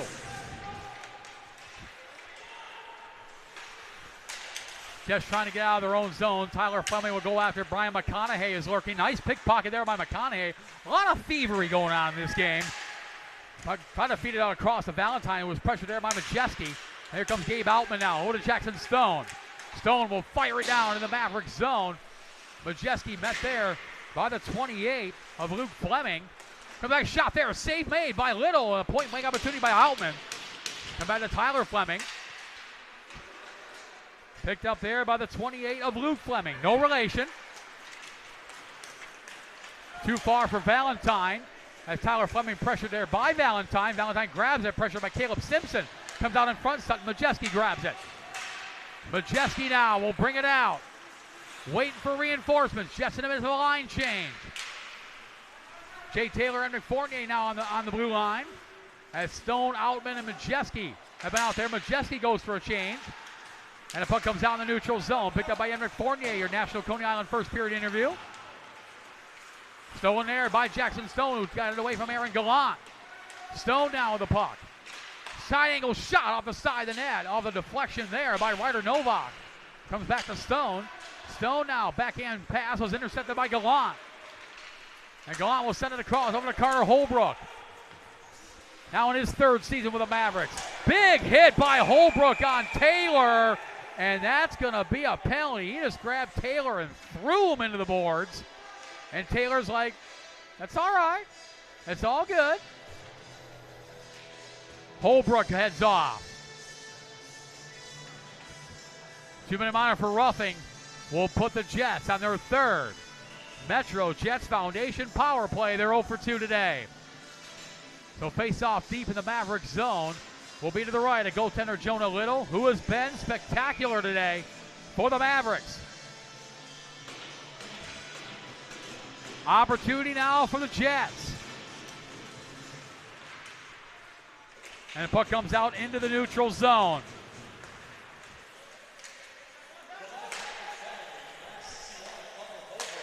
Over to Zakani, coming across center ice into the Columbus zone, going all the way back to Stone. Tries to get it over to Taylor. Taylor got it. Over to Majeski. Majeski back to Taylor. Taylor winds up, takes the shot. Taylor, another shot blocked. Blocked there by Marcourt. Now comes back to Stone, looking for Sharon, who couldn't pull the trigger. And comes back in the neutral zone to Jake Taylor. Taylor now to A.J. Zaccani. Marcourt feeling the pressure from that, feeling the hurt from that block, as he is favoring that left leg. And another icing call on the power play by the Jets. You get the feeling that head coach Jamie Lovell is going to work on that during practice this coming week. Yeah, it's something with the Jets. You don't see that very often with them throughout the season, and just in the last That's twice two today. games. That's twice today. They had one yesterday. That's just not something that they want to be doing during a power play. The captain, Jake Taylor, his fourth season with the Metro Jets. Now we'll bring it out up to Jackson Stone. Stone trying to sidestep through everybody, gets it back to Taylor.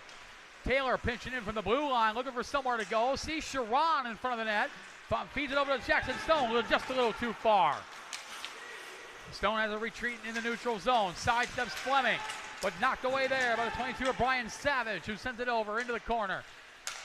Zaccani off the pass from Jake Taylor. Back over to Taylor. Him and Zaccani will play a little catch. Waiting for the Jets, though, complete the line change. Novak back to Zaccani. A.J. Zaccani, the leading scorer after 2 games with the Jets, knocked away from him and sent down the ice by Brady Cook, the 19-year-old from Oregon, Ohio, outside of Toledo. Comes back to Isaac Bunk. Bunk now to Sutton Majeski. Majeski has seen a lot of ice time today. Trying to break that scoring side. He is pointless so far here, just 2.5 games in. Both teams back to full strength. And the Mavericks now 3 for 3 on the penalty kill. Coulter had it, lost it, picked up by Holbrook out of the penalty box. Trying to feed it up to Taz Siglo. Siglo sent it across. Looking for Ian Buswell. Finds the Rendell. The shot doesn't get all the way through. Picked up by Owen Coulter. Feeds up to Corey Anderson. Anderson will lob it into the Maverick zone. Moss Rendell will go after it. Ryder Novak got there. Picked up by Owen Coulter. Knocked away, not out. Kept in by Jake Blum. Blum will send it in. Over into the corner. Novak goes after it. Over off the board to Tyler Fleming. Fleming with a shot. Deflected wide. That was off the skate of Holbrook. Comes back to Corey Anderson at the point. Anderson with a shot. Blockered away by Little. Mavericks with some sustained pressure, at least for a little bit. And it comes all the way back down into the Jets zone. Not far enough for icing. Fleming now to Anderson. Corey Anderson, backhand pass was picked off by Holbrook, but Fleming bails him out. Fleming sends it up to Evangelista. Sandro Evangelista now to Gabe Outman with a shot. Just missed the corner. Comes all the way back down. Now David Klaus will come back after it. Klaus trying to feed it over to Savage, but knocked away by Chase Martin. Here comes Martin the other way. He's got some speed. Martin decides to fire. Save into the glove of Jonah Little, who hangs on with 13:55 to go here in period number 2. That was a great job by Chase with that zone entry, getting in there, creating that space, which gave him the opportunity to take a quick look to either pass or take that shot. And he noticed his guy up in the middle was covered, so he took that shot. That was a good decision by Chase Martin, creating that open space. Martin misplayed the puck, and now the 17 of Jacob Smith was off to the races. Picked up by Savage, back to Smith. Jets got a penalty. Delayed penalty coming to the Jets. Extra attacker coming on the ice. Shot there, saved by Hall. Another rebound shot there, blocked by Martin. And penalty coming. So for the second time today, the Metro Jets will go on to take it to the mat. Michigan Athlete Training penalty kill. I believe it's going to be a trip. Enric Fournier, 2-minute monitor for hooking. So the second time, to take it to the mat, Michigan Athlete Training penalty kill for the Jets. They're 1 for 1 today.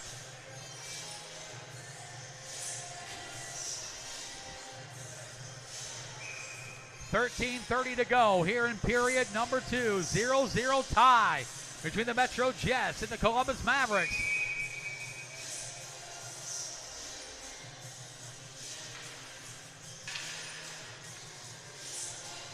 Face off deep in the Jet zone. Majeski against Eggleston. Majeski wins that draw. Taylor tried to get it out. Got a little bit of help from Majeski. Now Taylor sends it all the way down. MetroJets penalty to number 21, Enric Fournier. A 2-minute minor for hooking. Penalty call at 6:20. And nice shot, and he scores! I was just turning around to see that, Matt. Short-handed goal, Sutton Majeski. There we go. On the taking the bad. Michigan athlete training penalty kill. Sutton Majeski, his first goal of the season.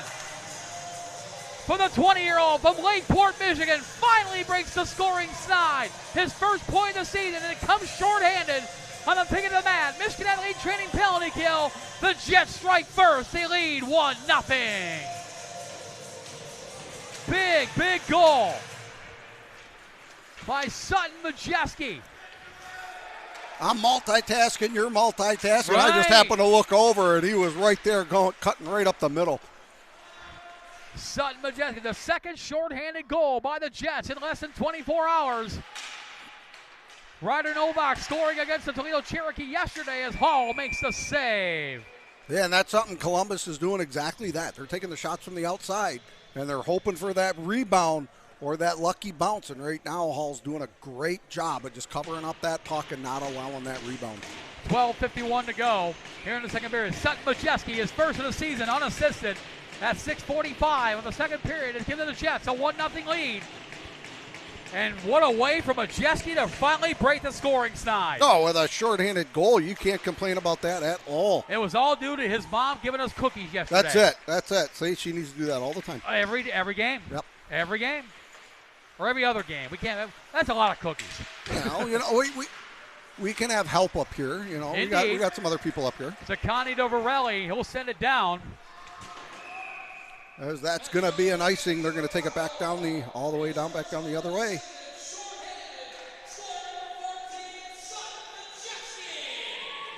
Well, they're going to bring back.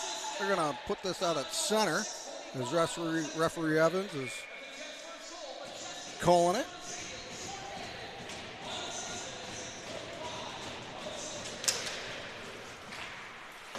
So Sutton Majeski makes this a 1-0 game. Oh, here comes my smoothie. Yeah, buddy. Thank you. Awesome. Where's my credit card? Oh, he's keeping that. He's probably keeping my credit card. Ashley with a shot goes wide. Hey, I think, because that's I think the sports store is open down there. He might grab himself a sticker, too. Back over to Boyd with a shot. Save made. Rebound comes out. Nice poke check there by Hall to knock it away. From Ventura, comes back to Boyd. Boyd with a shot saved by Hall, and he'll hang on with 11:46 to go here in period number 2. Yeah, Columbus is going to have to keep that up if they're going to get one into the back of the net. He did leave a rebound there. Yeah, seriously, Joel Patterson has my credit card still. He's probably going down to the souvenir, he's going to the pro shop, isn't he? Probably what he's doing. Oh, he's gassing up his car. Yeah, that could be too. Fleming across over for Zavella with a shot. Save. Rebound comes out. Nice play there by Isaac Bunt, and escape in a scoring opportunity. And that's going to do it for that power play. Both teams back at full strength. So Columbus is going to have to figure out another way to score because right now they're just not able to do it on the power play. This could be icing, and it is. And they are not happy with that. No. General manager, head coach, and another errant icing call will head to center ice. Second one in a row. 11:18 to go here in period number 2. Sutton Majeski, shorthanded, his first of the season, has given the Jets a 1-0 lead. However, Columbus out shooting the Jets 7-5 here in the second period. So the Jets have the lead overall, 21-15. Columbus creeping up on shots right now, and it was not dealt to that power play they had. They were able to get some shots in from the outside. What has the Jets' mantra been throughout the entire franchise history? Make the teams pay for the mistakes they make. Yes. One mistake. The Mavericks have made one mistake today, and it showed up on the scoreboard. Yep. The Mavericks have played a wonderful game tonight. And they're still playing a good game. They're only down 1-0. That's Novak knocked to the ice by McConaughey. Big check there. And Novak may have felt that one. He's heading right to the bench. McConaughey over to Valentine with a shot off the glove of Hall. Backhand shot by the 15 of Eggleston goes wide. Little sense of urgency that you see right now in Columbus. When they're getting into that zone, they're doing a good job in getting those shots into on net. Corey Anderson battles there with Ori Moss-Rendell. Comes back to Jake Taylor. Taylor with a shot, saved by Little, and he'll cover with 10:17 to go here in period number 2.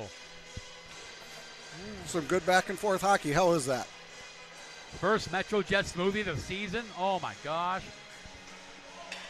And you can get the MetroJet smoothie at Shop Detroit, the official concessions here at Mount Clemens Ice Arena. They are wonderful. They are wonderful. Even Columbus Mavericks fans will agree how good they are. Yes. Taylor long-range shot into the glove of Jonah Little. Picked up there by Liam Wade. Taylor able to keep it in now to Outman. Outman's got a shot, just wide. Rebound Evangelista. He scores! Wow. Sandro Evangelista makes it 2-0 for the Jets. Evangelista, the 19-year-old from Washington Township, Michigan. His first goal of the season for the Jets, who lead 2-0. Evangelista coming over from MJDP 1 season ago, now with the main club, and he capitalizes with his first goal of the season. It's 2-0 Jets. Big goal. But Columbus continues to press. Jackson Stone trying to feed it up to A.J. Zaccani. As the Mavericks continuing to move forward. It was Sandro Evangelista's first goal of the season from Gabe Outman and Jake Taylor at the 10-minute mark of the second period to give the Jets a 2-0 lead. Kept in by Ashley, but a shot off the post. That's the second post today. Taylor now feeds it up to Zaccani. Zaccani was looking for Majeski, but decides to keep it. Zaccani through the legs, goes wide. Comes back to Ashley. Ashley now feed it up to the number 20. Jan Ventura. Ventura will send it in. So it was Evangelista from Outman and Taylor at the 10-minute mark. And here comes Zaccani the other way. Zaccani will send it over in the corner. Chase Martin will go after it. Off-angle pass. Kept in by Sharon off the bench with a shot. Blocker save by Little. Ashley got it knocked away from Majeski. Wide open. Snow with a shot goes wide. Puck kept in by Jake Blum. Picked off there by TJ Boyd. And here come the Mavericks the other way. That collision there, right center ices. Martin's going to go back and collect there. All the way down, a big hit. They're going to put that all the way back out to center ice as Columbus is going to try to collect, just come over the zone. Martin's going to collect it. Brown going after him. Past Fleming. Varelli's going to go into the corner. They're tied up there in the corner. The pass across ice. There's a shot. Fleming's blocked. shot was blocked. Picked up by Isaac Bunk. Bunk now over to Aiden Sharon. Sharon poked away by Little. Nice defensive play by Little, who's not afraid to stick that lumber out. Gianluca Varelli trying to feed it up to Caleb Simpson. Simpson over to Fleming. Tyler Fleming now sends it towards the net. Off the glove a Little. Comes back to Sharon, over to Varelli. Varelli now to Simpson. Simpson steps up, fires. Save made, rebound comes out. Oh, Sharon had to stick it into the last second. Come back to Valentine, who sends it over into the Jet zone. Fleming will play it. Send it across over to Caleb Simpson. Simpson now to Isaac Bunk. Bunk feeds it to Sharon. Aiden Sharon now with the puck. He's got 2 goals in 2 games. Shot there, save, rebound to Varelli. Save made by Little, who came across the goal mouth and makes the save. Hey, and you got your card back. Yeah, after Joel Patterson bought three new sticks down the pro shop. I'm going to get that bill here pretty quick. You know, the one thing I just noticed, the Jets have really picked up the pace of the game. That last transition right there going back down, it was so quick. The Mavericks were only able to change 1 player. And the so Jets they're able now to keep that going, and that's making the Mavericks a lot more tired out there on the ice because they're not able to make those changes. The Jets now out shooting the Mavericks 9-7 in the second period. What have we always said, Matt Naiman? It is much more taxing on the body to play defense as opposed to playing offense. Yeah. The momentum kicks in when you're playing the offense, when you have the puck. When you don't have the puck, you have to work that much harder to get the puck. And in turn, if your conditioning and your stamina ain't there, you'll see the results. Anderson shot off the glove a little. Man, that smoothie's so good. Been missing that. How is it our third home game of the year at MCIA and I'm getting my first smoothie? Backhand shot by Alvin, saved by Little. Another shot off the goal post. Nets off. And the net comes off the moorings with 6:27 to go here in period number 2.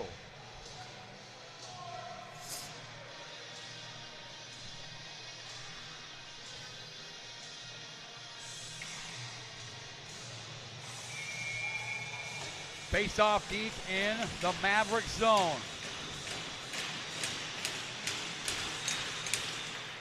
Back over to Taylor off the face-off draw win. Defended by Zaccani, sends it across. Sexton Stone wasn't expecting it. Stone now back over to Fournier. Fournier with a shot. Doesn't get all the way through. Picked up by Majeski. You see new life breathed into the MetroJets with that 2-0 lead. Comes back to Taylor. Taylor now sidesteps his man. Black shot there was blocked by Zaccani.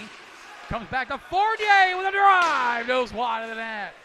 Comes back to Majeski. Majeski now to Stone. Kicks it over, looking for Zaccani. Pressure there by Moss Rendell.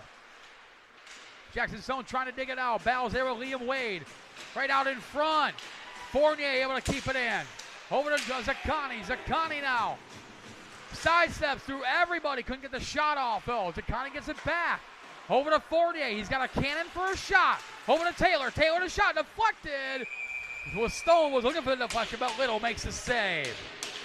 5:32 to go here in period number 2.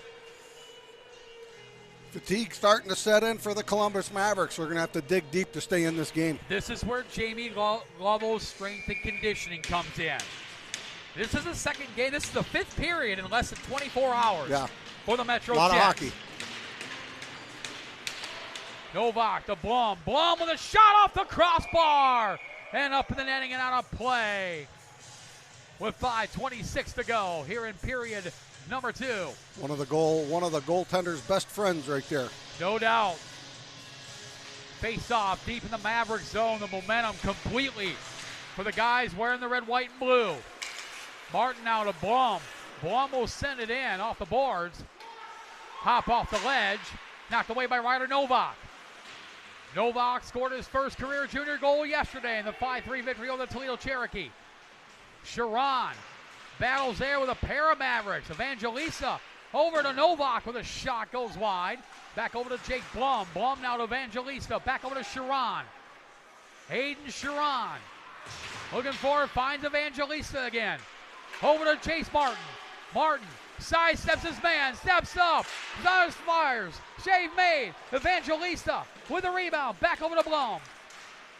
Momentum completely shifted now to the MetroJets. And the puck now finally heads down. Not far enough for icing. Martin's going to have to go after it. Pressure there by the 20 of Jan Ventura. Up to Evangelista, end of a long shift. Ashley knocks it away. Now to Brian Savage. Savage now knocked away by Martin. Evangelista, cross ice pass to Novak. That line's at the end of a long shift. Cook knocks Novak into the boards. Picked up by Thomas Ashley. No relation to Rick Ashley. You had to go there, Matt. He's never gonna give you up. He's never gonna let you down. I'm telling you. Oh boy. You know you laughed. You smiled. Oh, I'm laughing on the inside. Yes, indeed. Isaac Bunk trying to feed it over to Corey Anderson. Knocked away there by the 14 of Alexander Brown. On net, bouncing puck to Philippe Hall, who covers with 3:44 to go here in period number 2. Little disagreement out there in front of the net. Little mini brouhaha. Just a mini one. 3:44 to go here in period number 2. The Jets with a 2-0 lead. Sutton Majeski shorthanded. Then Sandro Evangelista, his first goal of the season. both Majeski and Evangelista getting their first goals of the year. Yeah, it's good. I mean, they got, we got the first goal yesterday, and we got the ones today. So, a lot of guys starting to putting them in, coming to their own, getting comfortable out there on the ice, and hopefully for the Jets it continues. Face off deep in the Jets zone to the right of goaltender Philippe Hall. He has stopped all 16 shots he has faced today. Siglo had won the draw, but Edric Fournier pitches in. Here comes Fournier. Battles there with Moss Rendell. Knocks him into the boards. Jackson Stone will collect. Pressured there by the 5 of Liam Wade. And gets a little bit of help from Ian Buswell. Now sent up to the 18 of Brady Cook. Cook now will send it in. Round the boards, Jake Taylor grabs it. Knocked away there, though, by Tad Siglo. But Fournier will now grab it. Too far for Stone. This could be icing. No, they're going to wave that off. No, they're going to wave it off. Moss Rendell forced to play it. And now picked up by Liam Wade. Wade, cross eyes, too far for Siglo. Ice indicated. Jake Taylor's got to play it. Battles there with Siglo. Stone deflects it in the neutral zone. Ashley now sends it in. That could be icing. No, icing negated once again. Picked up by Caleb Simpson. Now to Jake Taylor. Taylor to Jackson Stone. Stone to Majeski. Sutton Majeski, who finally broke his scoring snide. Over to Jackson Stone. Too far for him. Went through his legs. Stone went to retrieve it. Knocked away there by the 51 of David Klaus, who got it out in the neutral zone. Majeski goes after it. 2:25 to go here in the second period. Jets with a 2-0 lead. Shorthanded goal by Sutton Majeski. Even strength goal by Sandro Evangelista. Ashley avoided 2 Jets. And Philippe Hall corrals it with 2:15 to go here in period number 2. He wasn't very fast at doing that, but he was very smooth and precise, which is how he was able to get that done. That was some good stick handling right there. Face off once again deep in the Jets zone. 2:15 to go here in period number 2. Corey Anderson will take the draw against Brian McConaughey. Are you trying to dance? I can't dance. I take after Phil Collins. McConaughey, the former Neshannock Lancer, Pennsylvania high school hockey. Comes back to Zavella with a shot off the shoulder of Philippe Hall. Comes back to Isaac Bunk. Bunk now brings it out. Pressure by Valentine. Pressured there as well by Luke Fleming. And Valentine up to McConaughey. McConaughey brings it in. Leaves it for Eggleston. Eggleston with a shot saved by Hall. Rebound comes out, but Hall sticks the glove out and covers it with a $1:51 to go here in period number 2.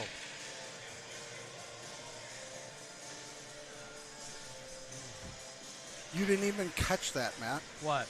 I can't dance. Phil I Collins. can't sing either. I chose to ignore it. No. How's that? I see how this is going. Aiden Sharon takes the draw against Giovanni Valentine. Sharon wins it back to Martin, who was pressured there. Picked out there by McConaughey with a shot. Save made. Martin tried to feed to Outman, but Coulter bails him out. Zavella knocks it away. Outman to center ice. Eggleston will grab it. Poked away by Sharon. Zavella goes back after the former Ohio Blue Jacket. McConaughey tried to kick into the zone. Outman off a pass. Outman straight into his forehand. Poked away by Little. Sharon battles there with Valentine. Knocked away by Coulter, but McConaughey sends it out to Valentine. And a couple penalties coming up. Maybe just one. Ethan Zavella, 2-minute line for cross-checking. That'll put the Jets back in the MetroJets Foundation power play. Didn't see that as that was behind the play. I didn't see it either. The initial look, I thought they were going to take one aside, but I didn't see exactly what happened. It was behind the play. As Evans is talking to the bench right now, explaining what happened and why the call was made. So for the 4th time today, the MetroJets will go on the MetroJets Foundation power play. They're 0 for 3. But their special teams has been key. Sutton Majeski with a shorthanded goal. And right now, if the Mavericks can fight off the 1:12 left in the period, that'll give them some rest to continue the power play going into the third, which could be very, very good for them because right now these Jets are just buzzing right now. Ethan Zavella, 2-minute minor for cross-checking at the 18:47 mark. Majewski, shot, deflected up with the screen and out of play. 1:03 to go. Should have put that out on the ice, huh? Right. You know. That's funnier than it should be. We can't say it, though. Nope. That's a joke up here with us guys on the deck. That's right. There's a lot of secrets up here in the flight deck. Yeah. Some funny ones. Indeed. 1 minute remaining in the second period. Yeah, I'm going to have to bring up some of my books right now. Number 71. And Taylor's going to go all the way back and collect with just 50 seconds left in this period right now. Just a minute and 35 left in this power play as Majewski's going to take it back over center across the blue line. He's coming around. He's going to try to put it around the side. Not able to do so. Put it all the way back into the corner. He's going to bring it back up. Zakani back. Now to Sharon. Sharon looking for Zakani. Back over to Jackson Stone. Stone at the point, top of the face-off circle, sends it across a wide open Aiden Sharon, who lost the puck in his feet.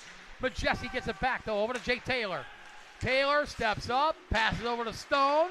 Stone to Sharon, deflected, save made by Little, and he'll hang on with 11.7 seconds to go here in period number 2. Mount Clemens figure skating club on ice reporter Sarah Vassar is 11.7 seconds away from going back to work. I know she's here. Her ear thing's on. I can see her hooked up. Jackson Stone will take the draw. Wins it cleanly. Back over to Taylor. Taylor knocked away. That should just about do it. Siglo going to try shorthanded with time running out. Shot there to front of the netting and out of play with 1 second to go here in period number 2. So that being said right now, that's just going to be a quick drop of the puck. So Mavericks are going to be able to get a little break before continuing the 48-second power play that's going to start off this third period. So a second left. And that's going to do it. Shots on goal in the second period. The Columbus Mavericks with 11, 2-period total of 19. Or the MetroJets with 14, 2-period total of 30. The score at the end of 2 periods to play, the MetroJets 2, the Columbus Mavericks 0. Coming up next, DTS Drivetrain Specialist, second period interview. Sutton Majewski finally breaks the scoring snide with a short-handed goal to give the Jets a 1-0 lead at the time. It's now 2-0, and Majewski standing by with Mount Clemens Figure Skating Club on ice reporter Sarah Vassar. Thanks, Matt. So, Sutton, you scored the first goal of the game. Can you walk us through what you saw there? We were a little rough in our zone. Got it up to the D and a little fumble. Grabbed it off of their mistake and tucked it away. So what do you think that you guys did well in the second period that you have to do in the third? Definitely handled pucks better, made smarter plays, stronger in the D zone, and got more shots on net. All right, well, good luck with the rest of the game. Back up to you guys on the flight deck. Sarah, you haven't mentioned anything about what these players have had to eat for breakfast. Hey, Sutton. Hey, What'd you have for breakfast today? toaster strudels, What flavor? strawberry, and I had chocolate milk.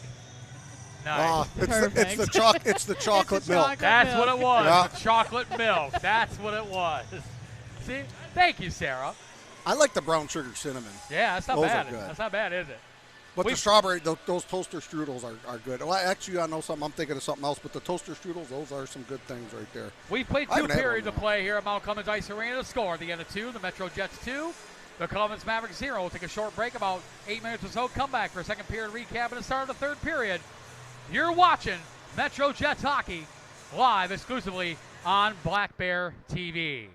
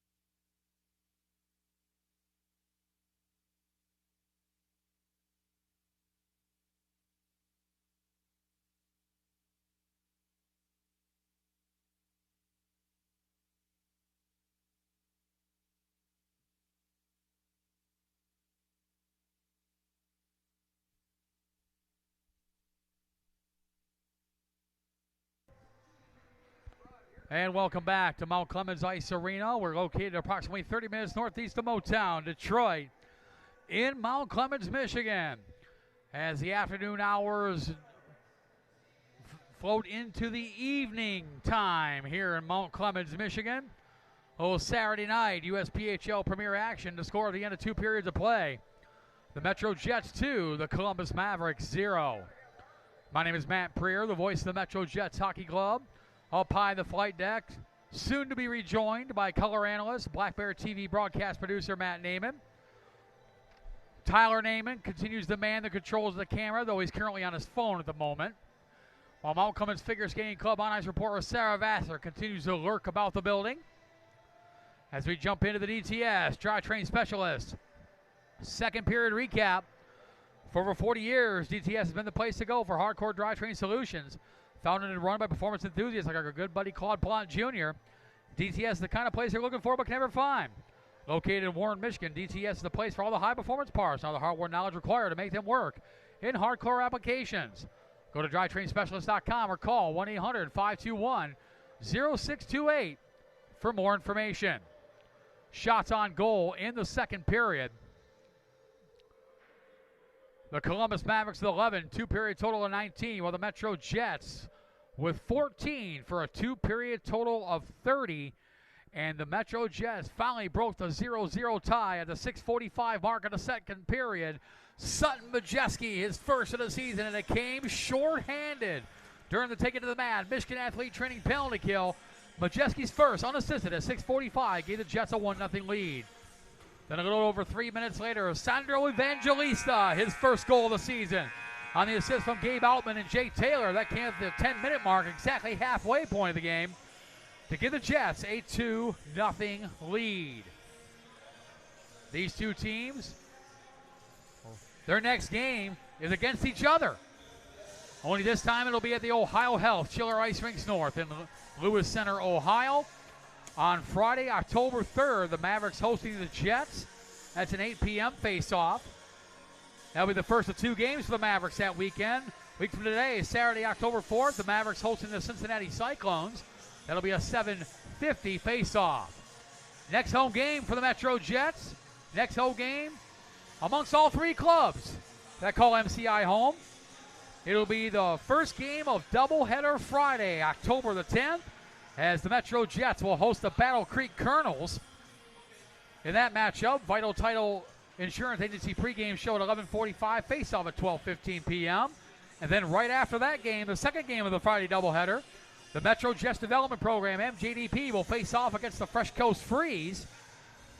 Vital Title Insurance Agency pregame show immediately following the Jets Colonels game, with face-off 15 minutes after the conclusion of warm-ups that day. So the Jets up 2-0, Matt Naiman. And you would think that the fatigue would play more of an important role on the Jets side, but as was the case in the second period, I think the fatigue is on the Mavericks side. Yeah, right now that was a good, it's never a good thing to get the penalty, but at the timing of that penalty now with, there's going to be, I think, just over a minute left of this penalty here going into the third, and the Mavericks are going to be able to get that break, catch some wind, hopefully fight this off, and work on trying to claw their way back into this game. Only down 2. And a final score from PSM Ice House in Fort Wayne, Indiana. The MetroJets Elite skating to a 2-0 victory over the Fort Wayne Spacemen Elite. Dmitry Aksanov with a game-winning goal. Liam Smith with the insurance goal on the assist from Sam Hansen. That was the second goal that put that away. The first goal was Aksanov from Liam Smith and Tyler Dick. So Liam Smith, his junior hockey debut, a goal and an assist for young Mr. Smith. That's a great first game right there. You get yourself a goal and an assist. Good on him and good on that squad going 1-0 so far on the season. And how about Cooper Langley pitching a shutout in his MetroJets debut? Good on Cooper. Yeah. So now at 7 o'clock tonight, the MetroJets Development Program will play the Fort Wayne Spacemen in USPHL Premier action. Face off at 7 o'clock. right here live on Black Bear TV. And we appreciate those tuning in after just watching the MetroJets Elite skate to that 2-0 victory over the Spaceman Elite. It's 2-0 here as well for the Jets over the Columbus Mavericks. 48 seconds left in this power play. The Jets, of course, the home team, wearing the dark blue uniforms with the white and red trim. They are skating right to left on your television screen. While the Columbus Mavericks, who play their home games at the Ohio Health Chiller Ice Rinks North in Lewis Center, Ohio, they're wearing the road white uniforms, the green and gray trim. They're skating left to right on your Black Bear TV dial. And they still got 40 seconds left of a penalty to kill, courtesy of Ethan Zavella. A 2-minute minor for cross-checking with 1:13 left in the second. Whether you're watching on your Android, your iPhone, your iPad, your laptop, your big screen TV, however and wherever you're watching us, we certainly appreciate you tuning in to MetroJets Hockey live exclusively on the new home for USPHL, that is Black Bear TV. 15 seconds left. Oh, picked up. Shot by Cook. Goes high and wide. Jackson Stone recoils in his own end. Was poked away there by the 22 of Brian Savage. And a penalty coming. It's going to be on the Jets. And that's going to do it for that power play. As Jackson Stone will head to the box. 2-minute minor for holding.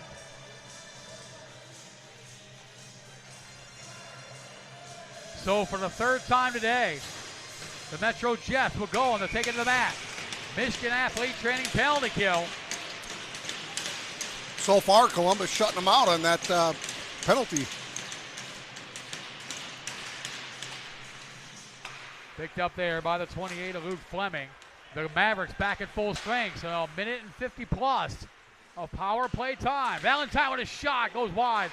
Their shot goes off the toe of Philippe Hall.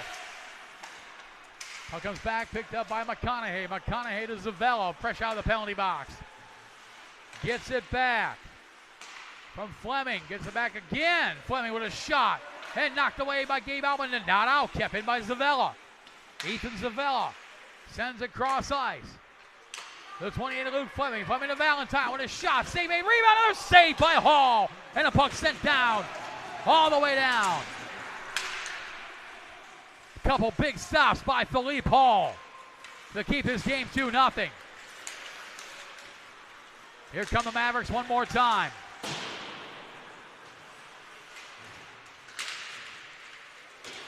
And play still in the neutral zone. Saved there by Hall. Another shot. Save made by Hall. Puck is loose and now comes out in the neutral zone. Good job by Hall keeping his eye on that puck. That thing was flying all over the place. They were able to clear it down. Columbus going to make a change, come back down the other way.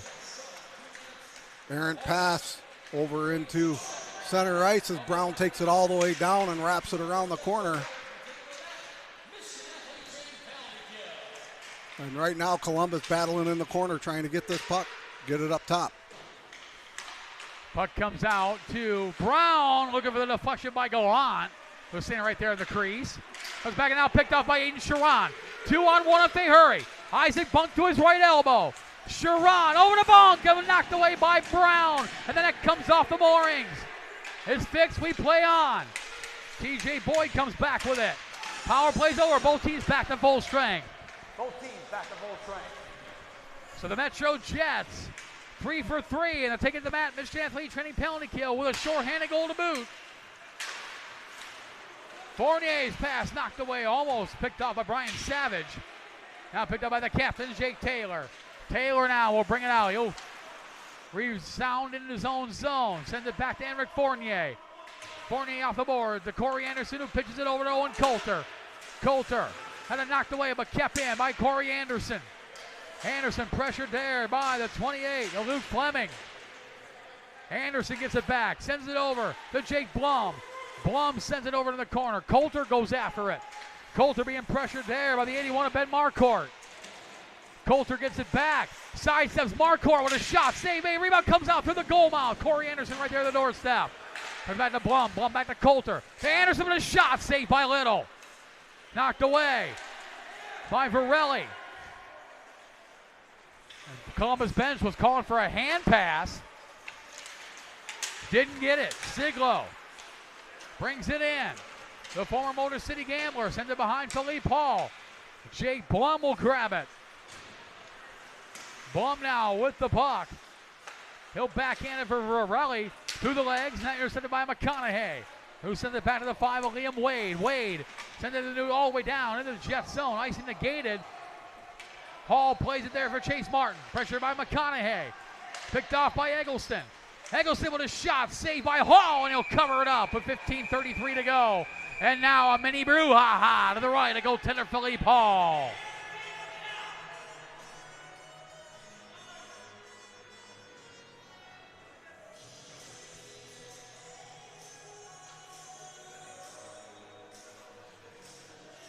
Just got a text message from Jill Hansen, the mom of Sam Siglo just went into the box. Yes, he did. 2-minute line Cross-check. for cross-checking. And that'll put the Jets on the MetroJets Foundation power play for the 5th time. They're 0 for 4. Yeah, Jill Hansen texted. Her son got an assist. She thought he scored, but Hansen did draw the assist on Liam Smith's second goal, on the second goal for the Jets elite. Hey, he's contributing. That's what counts. Yeah, You he's know, tied I for know second in the team in scoring. We're pushing for Hansen to get that goal. Yes, indeed. 3rd year now with the MetroJets Hockey Club. All 3 years being spent on the elite side. One of the originals, Sakani, had it knocked away, picked up by Jackson Stone. Stone through the legs, goes wide. And the puck sent into the netting and out of play. 15:14 to go here in period number 3.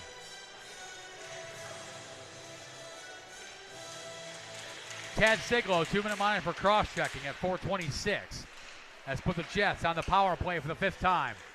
MetroJets Foundation power play, they're 0 for 4. Jay Taylor winds up, misfired. And the puck goes all the way out in the neutral zone. Come back and collect, try to leave that for Taylor, not able to. Majeski's going to come back. Back to Taylor. Taylor's going to bring it over the blue line, over to Stone. Stone's looking for somewhere to go, takes a shot, and it's gobbled up. Face-off's going to be over to, I believe, the right of Little. 14:43 to go here in period number 3. 1:11 to go in Siglo's minor for cross-checking.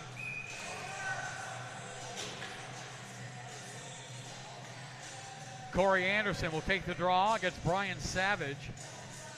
The former Owen-Tangi Liberty Patriot spent all 4 of his high school years with the Patriots, including a Ohio State high school championship back in 2023. So Savage has played in big games before. Kept in by Tyler Fleming. Backhands it for Gabe Outman. Outman sends it back over to Corey Anderson. Anderson, the leading scorer last year for the elite team, was looking for the tip in by Novak. Picked up by Tyler Fleming. Fleming with Grandpa in the stands. Sends it over to Corey Anderson. Anderson had it knocked away there by Ben Marcourt. Off the glove of Brian Savage. It comes back to Ryder Novak at the Logos. Novak will bring it in. Pressured off the puck there, but did get it away from Zavella. Bounce off the stanchion and knocked away by Savage. 20 seconds left. Give the Columbus Mavericks credit. The penalty kill has been good today, other than the shorthanded goal. Yeah. They have done a good job on their PK so far. Corey Anderson brings it in. He's got Novak to his left elbow, feeds it to Fournier with a shot off the crossbar. Wow. And out of play. Oh, my. We've told you time and time again, Matt Naiman, Enric Fournier has got a cannon. That's just a quick little wrist shot, and that got off his stick quick. Yeah, it was just a quick little wrist shot. His slap shot is NHL caliber.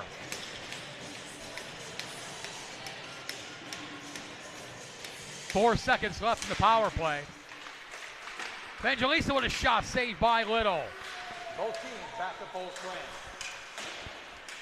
The Mavericks now 5 for 5 on the penalty kill.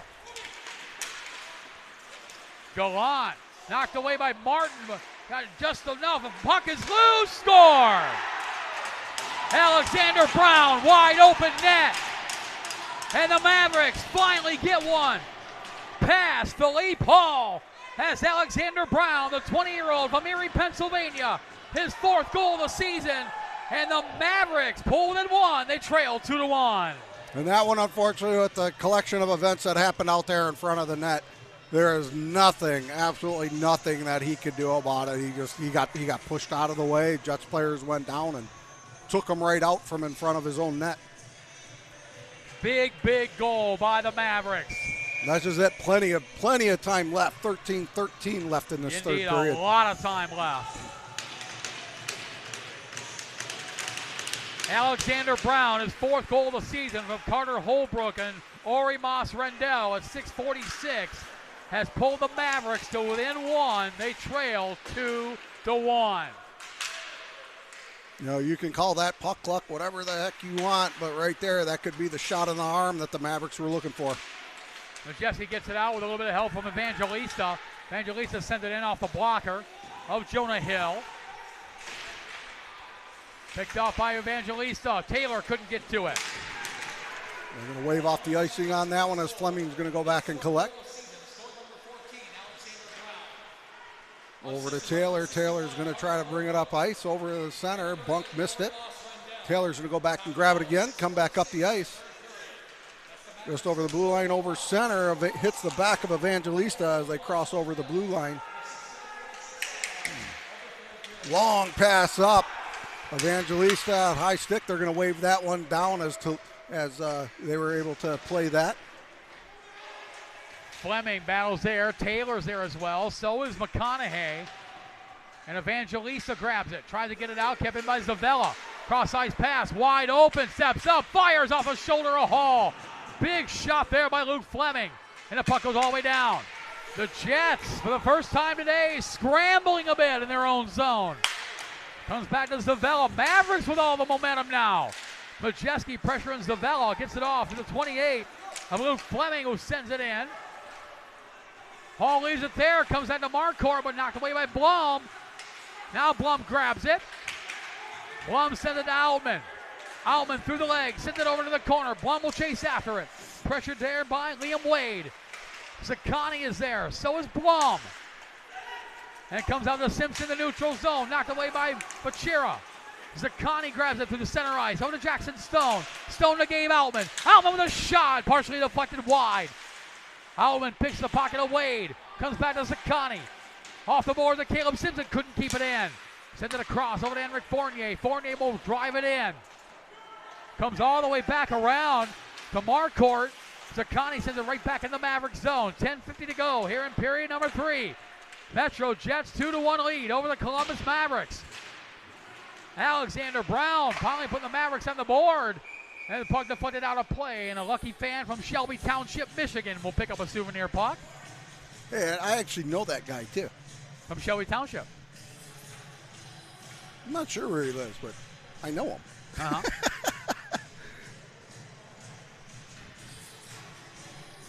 The Columbus Mavericks have new life, Matt Naiman.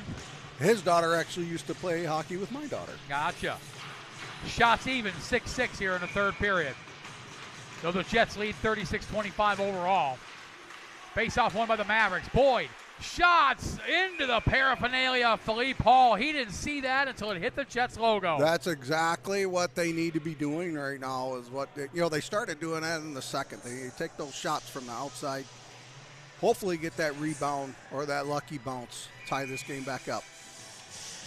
Aaron Gallant will take the draw against Hayden Sharon. Sharon was that draw cleanly. Fournier trying to get it out with a little bit of help there from Novak. Boyd keeps it in. Good job by TJ Boyd to keep the puck in the Jet zone. Now it finally comes out on the 4th effort by Ryder Novak, and a penalty coming. That was going to be, I believe, no, I thought that was it's on TJ Boyd. Yeah. 2-minute minor for roughing on Boyd And that puts the Jets back in the MetroJets Foundation power play for the 6th time. They're 0 for 5 today. So TJ Boyd off for 2 minutes for roughing.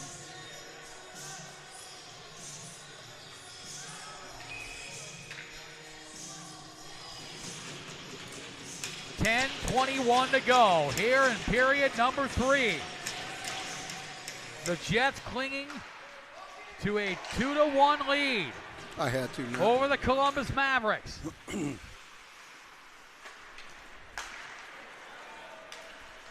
But Majewski over to Sharon, who couldn't pull the trigger. And the Mavericks get it out of the neutral zone. Tyler's taking a look at me. He had no idea what you put on his back. He's got it now. As Columbus is going to clear that all the way back down.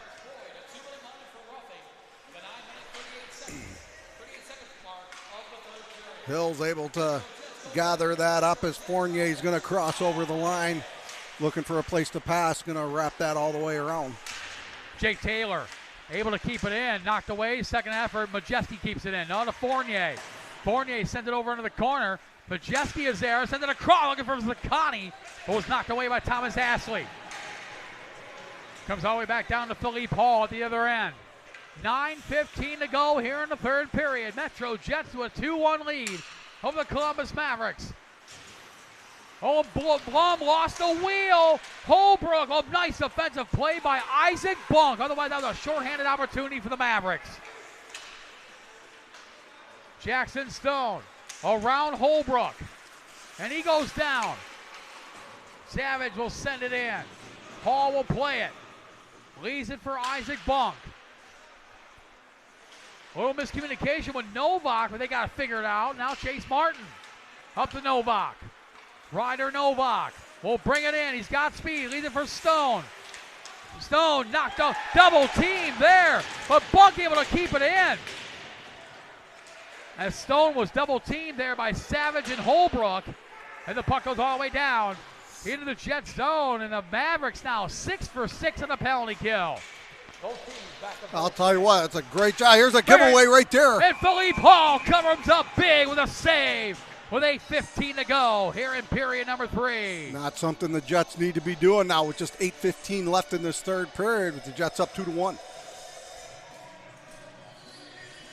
Columbus out shooting the Jets 8-6 in this 3rd period. Face off, deep in the Jets zone to the left. Their goaltender Philippe Hall. Coulter wins the draw cleanly. That's been a big thing with the Jets today. They've won a lot of face-offs. Valentine with a shot, may have caught the crossbar. Borelli knocks it out, but not out, kept in. McConaughey with a little bit of help from Boyd. Boyd sends it across. Oh, and Hall misplayed it. Keeps the puck alive. Boyd now. Coulter trying to set it out. Knocked out. Boyd able to keep it in. Picked up by Gabe Outman. Outman now will bring it in. Offside with 7:44 to go here in period number 3.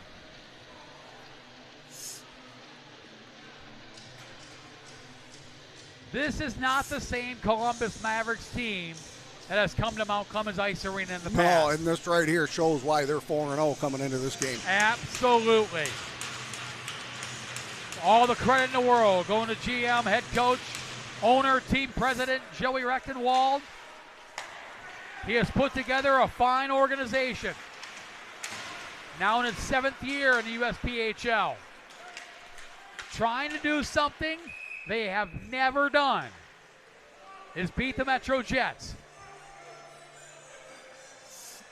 We talked about that game back in the 2020-2021 season at Fraser Hockeyland. This game every bit as good. You know, I'll tell you what, right now, this keeps up. And this keeps going. When, and I'm going to say when, because they've been building up a good team. When they beat the Jets, this is going to become, it's going to be the Ohio rivalry. It's going to be Toledo and Columbus. And the Mavericks have beaten the Toledo Cherokee in the past, 2 seasons ago, that 2023-2024 season. The Mavericks skating to a victory over the Cherokee at Ohio held Chiller Ice Springs North. You'd have thought the Mavericks won the Stanley Cup that day. I remember we were here. We had a home game against Cincinnati, I believe. And A.J. Zakani is down, and his shoulder, and he is in pain. That is not a good sign. Big hit there by Valentine. On Caleb Simpson, who's slow to get up. Big hit by Gabe Altman. On the 8 of Ori Moss Rendell. That's something we're going to have to keep an eye on. A.J. Zakani. He went right to Trainer Dave holding right his there. left shoulder. And a penalty coming. And it's on the Mavericks again. Thomas Eggleston. And also Ori Ross Rendell is gone. We got a couple penalties here. One's a minor, and Rendell just got a 10-minute misconduct. So we'll get this all sorted out. The Mavericks have to stay calm. This is a unique position for the Mavericks. And Rendell. He must have said something. He must have said something our referee, Trevor Evans, didn't like at all. As Ori Moss Rendell, just got a 10-minute misconduct. Not something they need right now with only 6:32 left in this third period. They're trying. They're doing everything they can to crawl back into this game. So for the 7th time, the MetroJets and the MetroJets Foundation power play. They're 0 for 6. Thomas Eggleston, 2-minute monitor for cross-checking. Ori Ross Rendell, a 10-minute misconduct as Jackson Stone shot into the glove of Jonah Little for 6:19 to go.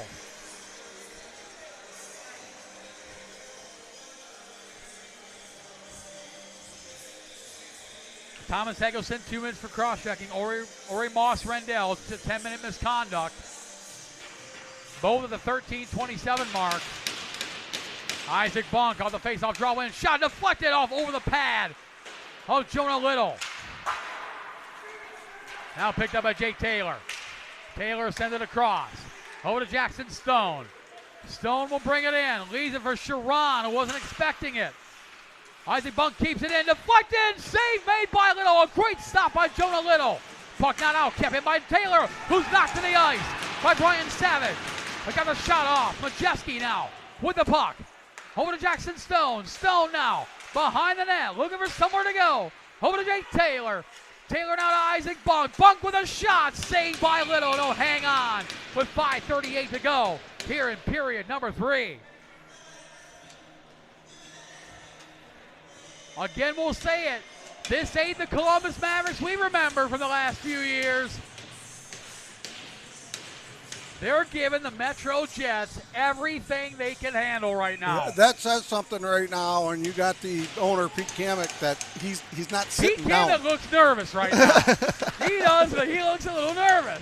He's standing up. Yes, he is. And the puck shot out in the neutral zone. Right now, Columbus is going to gather that up, go back there behind the net, try to wind out some of that clock. As Majeski's able to gather that up.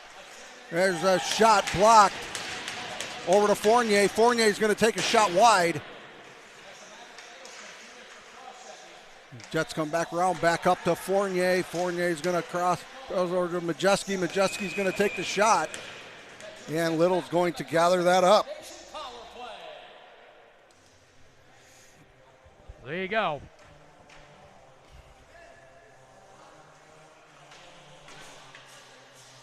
Oh boy. Yeah, and that's not good news for A.J. Zakani. He's heading off. He was holding that left shoulder. Got a bag of ice on it over his jersey. And the Jets already missing Luka Pivets as well as Jaden Provencher. Hopefully it's just nothing serious, just for the sake of the Jets. And right. Holbrook will send it right in. Who scoops it up was Philippe Hall. 4:59 to go.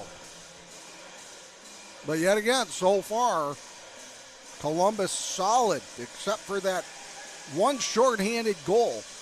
Columbus has been very solid on their penalty kills.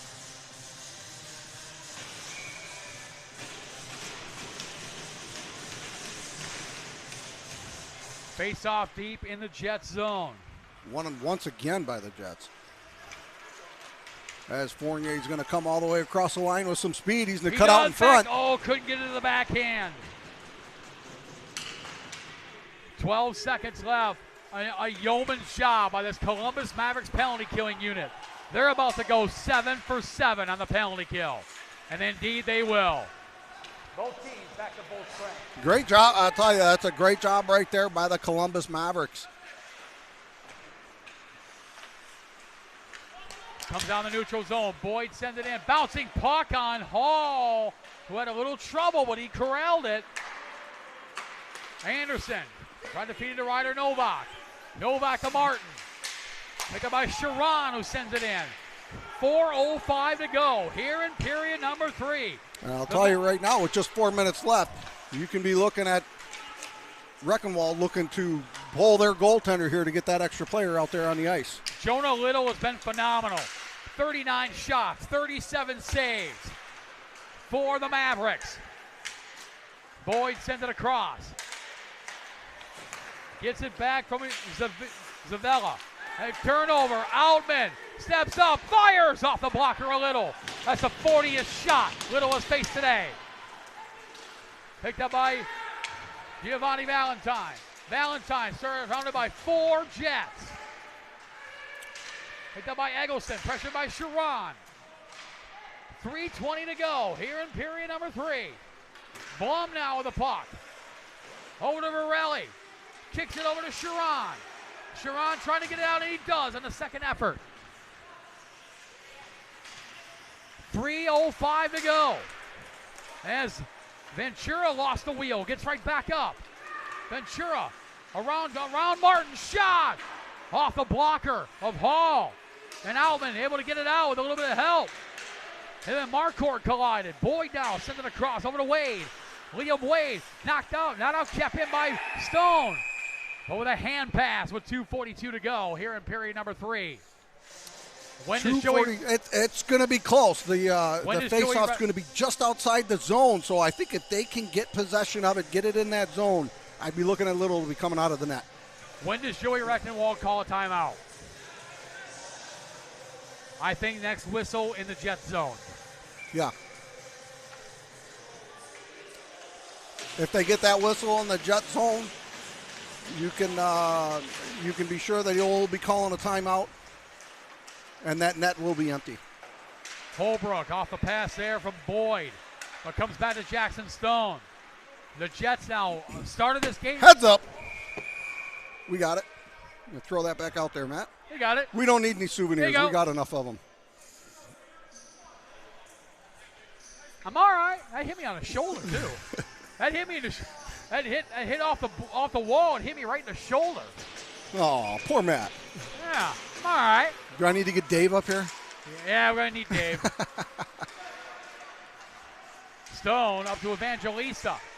Deflected. Oh, wow. Nice deflection there by Isaac Bunk, and Jonah Little makes the save. 2:18 to go here in period number 3. Well, that's the first puck up here on the deck of the year. Yes, won't be the indeed. last.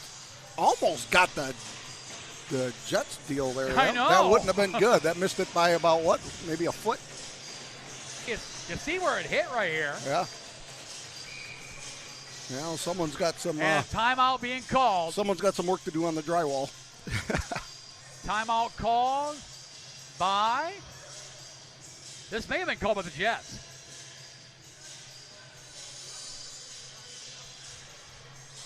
Who called that timeout? Who called it?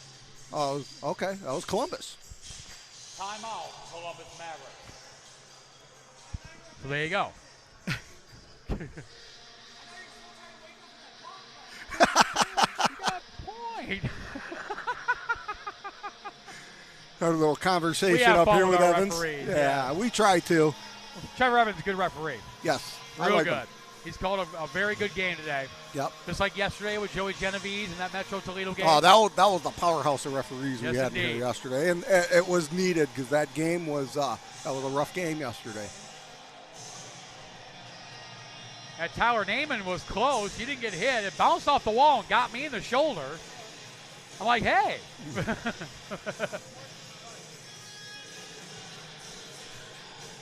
2:18 to go here in period number 3. The MetroJets clean to a 2-1 lead. As Alexander Brown, his 4th goal of the season from Carter Holbrook and Ori Moss Rendell at 6:46, pulled the Mavericks to within 1. It is expected as soon as the Mavericks get possession and control and start heading towards the Jets end, that Jonah Little, who has been outstanding today, will head to the bench for the extra attacker. Yeah, and that's where if you look at Little's numbers, those numbers don't do him justice with how he played today. No. 39 saves on 41 shots for Jonah Little. He's looking towards Joey Rechtenwald. Monahan gets it into the zone. Waiting to get possession. Valentine to Zavella. Zavella sends it across. Over for the 28 of Fleming. Little's in the net for now. Zavella steps up. Top of faceoff circle with a shot blocked. And here goes Henrik Fournier. Oh, and he overskated the puck, which may not be a bad thing because that killed off a couple extra seconds off the clock. Yeah. 1:40 to go here in period number 3. Zavella sends it up to the 15 of Eggleston. Eggleston cross-ice pass, comes back to Valentine. Here goes Little, heading to the bench for an extra attacker. Jake Blum. Over to Majewski. Majewski not out, kept in by Zavella. Sends it over to the corner. Jake Blum with the puck. Pressured there by Eggleston, as well as Ben Marcourt. A myriad of bodies to the right of goaltender Philippe Paul. Majewski sends it back. Over to Jake Blum. Blum now off the boards. To Tyler Fleming. Zavella keeps it in. Fleming off the boards. Couldn't get it out. Kept in by Zavella. Now it squirts out. 1 minute left. 1 minute remaining in the 3rd period. Ben Marcourt knocked away by Majewski. Now Jackson Stone off to the races. But Fleming got there just in the nick of time. That's Luke Fleming. Fleming pressured there by Stone. Sends it back to Zavella, who's trying to hold on to the puck. Probably not a wise move. I don't know why he would have tied that up back there. 33 seconds left. Majewski sends McConaughey into the board. Stone with the puck. Comes back to Isaac Bunk. Mavericks are on the wrong end of the ice to try to tie this game up. Stone just holding on to it. The puck is loose. We see it. 15 seconds left. Mavericks running out of time. Comes back to Valentine. 9 seconds left. Valentine around Martin, but Martin knocks it away. It gets to the neutral zone, and that's going to do it. The MetroJets will escape with a 2-1 win over the Columbus Mavericks. Shots on goal in the 3rd period. The Columbus Mavericks with 10. Game total of 29. For the MetroJets with 11. Game total of 41. How about that for Philippe Hall there Metro with Jets his 2, redemption Columbus game with a Mavericks 2-1 1. victory over these Columbus Mavericks. What a game. These Columbus Mavericks are for real. Yes, No question about it. One heck of a game, and I'll tell you what, a back and forth of the game that they played, the Jets played against Toledo. I think this was a more difficult game for the Jets to play today than Toledo was yesterday. Ocean Blue Development, 3 stars of the game, brought to you by Ocean Blue Development out of Tampa, Florida. Developing residential real estate aimed at workforce buyers in the great state of Florida, as well as providing investors with attractive risk-adjusted returns by investing in small to mid-sized residential real estate products in high-demand markets around the southeastern United States. Your number 3 star, and we're going to see some Columbus Mavericks jump into the Play for Brave prayer circle, which is absolutely freaking cool. Yes, just awesome that they do that. And we see that from quite a few of the teams. Yes, we do. You're going to see quite a few Mavericks jump into this. As Braden Lewis was a huge part of this program. You know, they have the Braden Lewis game every year, and it's just a great thing that they do for them. Number 3 star for the MetroJets with 1 goal, shorthanded goal for the number 4 Sutton Majewski. Your number 2 star of the game, 41 shots, 39 saves. For the Columbus Mavericks, the 35, Jonah Little, your number 2 star. And your number 1 star of the game, the game-winning goal For the MetroJets, the number 8, Sandro Evangelista, who will eventually be talking to Mount Clemens Figure Skating Club. On ice reporter Sarah Vassar. As Sandro Evangelista, the 19-year-old from nearby Washington Township, Michigan, your Ocean Blue Development Player of the Game. The game-winning goal is first of the season, and he's standing by with Mount Clemens Figure Skating Club on ice reporter Sarah Vassar. Thanks, Matt. So, Sandro, you had the game. Sarah's hair's messed up. Hey, we got pictures. It's okay. Okay, so you scored the game-winning goal today. Can you walk us through how that happened? I just think my line is we put it to the net, hard work going to the net, just putting everything forward, and we finally bashed one in. So I think it was a team effort. So what do you think that you guys did well throughout this game today? I think we did well on puck movements, getting to the net, helping out in our D zone. I think we got to clean up a little bit, in our offensive zone, making the right decisions. But other than that, I think we played good. So. All right, I got one more for you. What'd you have for breakfast today? Scrambled eggs, toast, and peanut butter. So. All right, well, keep eating that before games. Thank you. Back up to you guys on the flight deck. Sarah, thank you so much. We're gonna miss you, Sarah. We don't see you again until Friday, October 10th is the next home game here at Mount Clemens Ice Arena. I know. What are we gonna do? Weep. We should all go to dinner sometime. What do you think? All of us. Yeah, let's Tyler go. will buy. Perfect. Yeah, we're going to Lucky Steakhouse. I don't really like steak, but I'll get chicken. All right, that'll work. So All right. Tyler Naaman's going to buy us Thanks, dinner at Tyler. Lucky Steakhouse. Thank you, Tyler. Well, Matt Naaman, this ain't your same Columbus Mavericks we've seen. They're going to be a force to be reckoned with in this USPHL Premier. It is not, and I'll tell you what, if they keep building like they are going to be a force to reckon with in the years to come. And they're getting there right now, putting up a battle against these MetroJets. They played a fantastic game. And hats off to Little. He did a great job here today. Jonah Little, the 20-year-old from Burlington, Vermont, your number 2 star of this game. Almost gave him the number 1 star. I really did. Almost thought. I thought about it.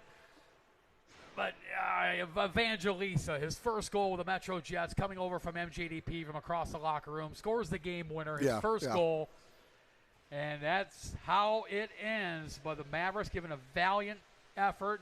And how about Philippe Hall redeeming himself here today? Yes, that's exactly what he needed to do. And the one goal that he let in, obviously, you guys watching, you saw what happened. There's absolutely nothing that he could have done about it. So that one goal going in, not his fault at all. He can't be faulted for that. So all in all, he as well played a fantastic game here tonight. He absolutely did. These two teams are going to see each other again in just 6 days.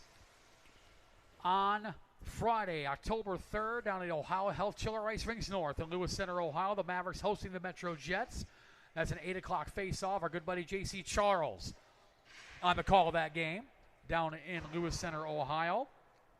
And that's the first of 2 home games for the Mavericks next weekend. Saturday, October 4th, 7 days from today, the Mavericks will host the Cincinnati Cyclones at 7:50 p.m. The MetroJets, as we mentioned, their next game is down at Ohio Health Chiller Ice Rinks North in Lewis Center, Ohio. Next Friday, October 3rd, as we mentioned, face-off at 8 o'clock. Next home game here at Mount Clemens Ice Arena, part of doubleheader Friday on 13 days from now. Friday, October 10th, the MetroJets will host the Battle Creek Colonels. Vital Title Insurance Agency pregame show at 11:45 a.m., face-off at 12:15. Then immediately following that game, it will be the MetroJets Development Program, MJDP, will face off against the Fresh Coast Freeze. Vital Title pregame show will be immediately following the Jets Colonels game, face-off 15 minutes after that. Final thoughts, Matt Naaman? Well, I mean, the Jets are off to their undefeated streak right now. They're looking to keep it going. Elite, now 1-0.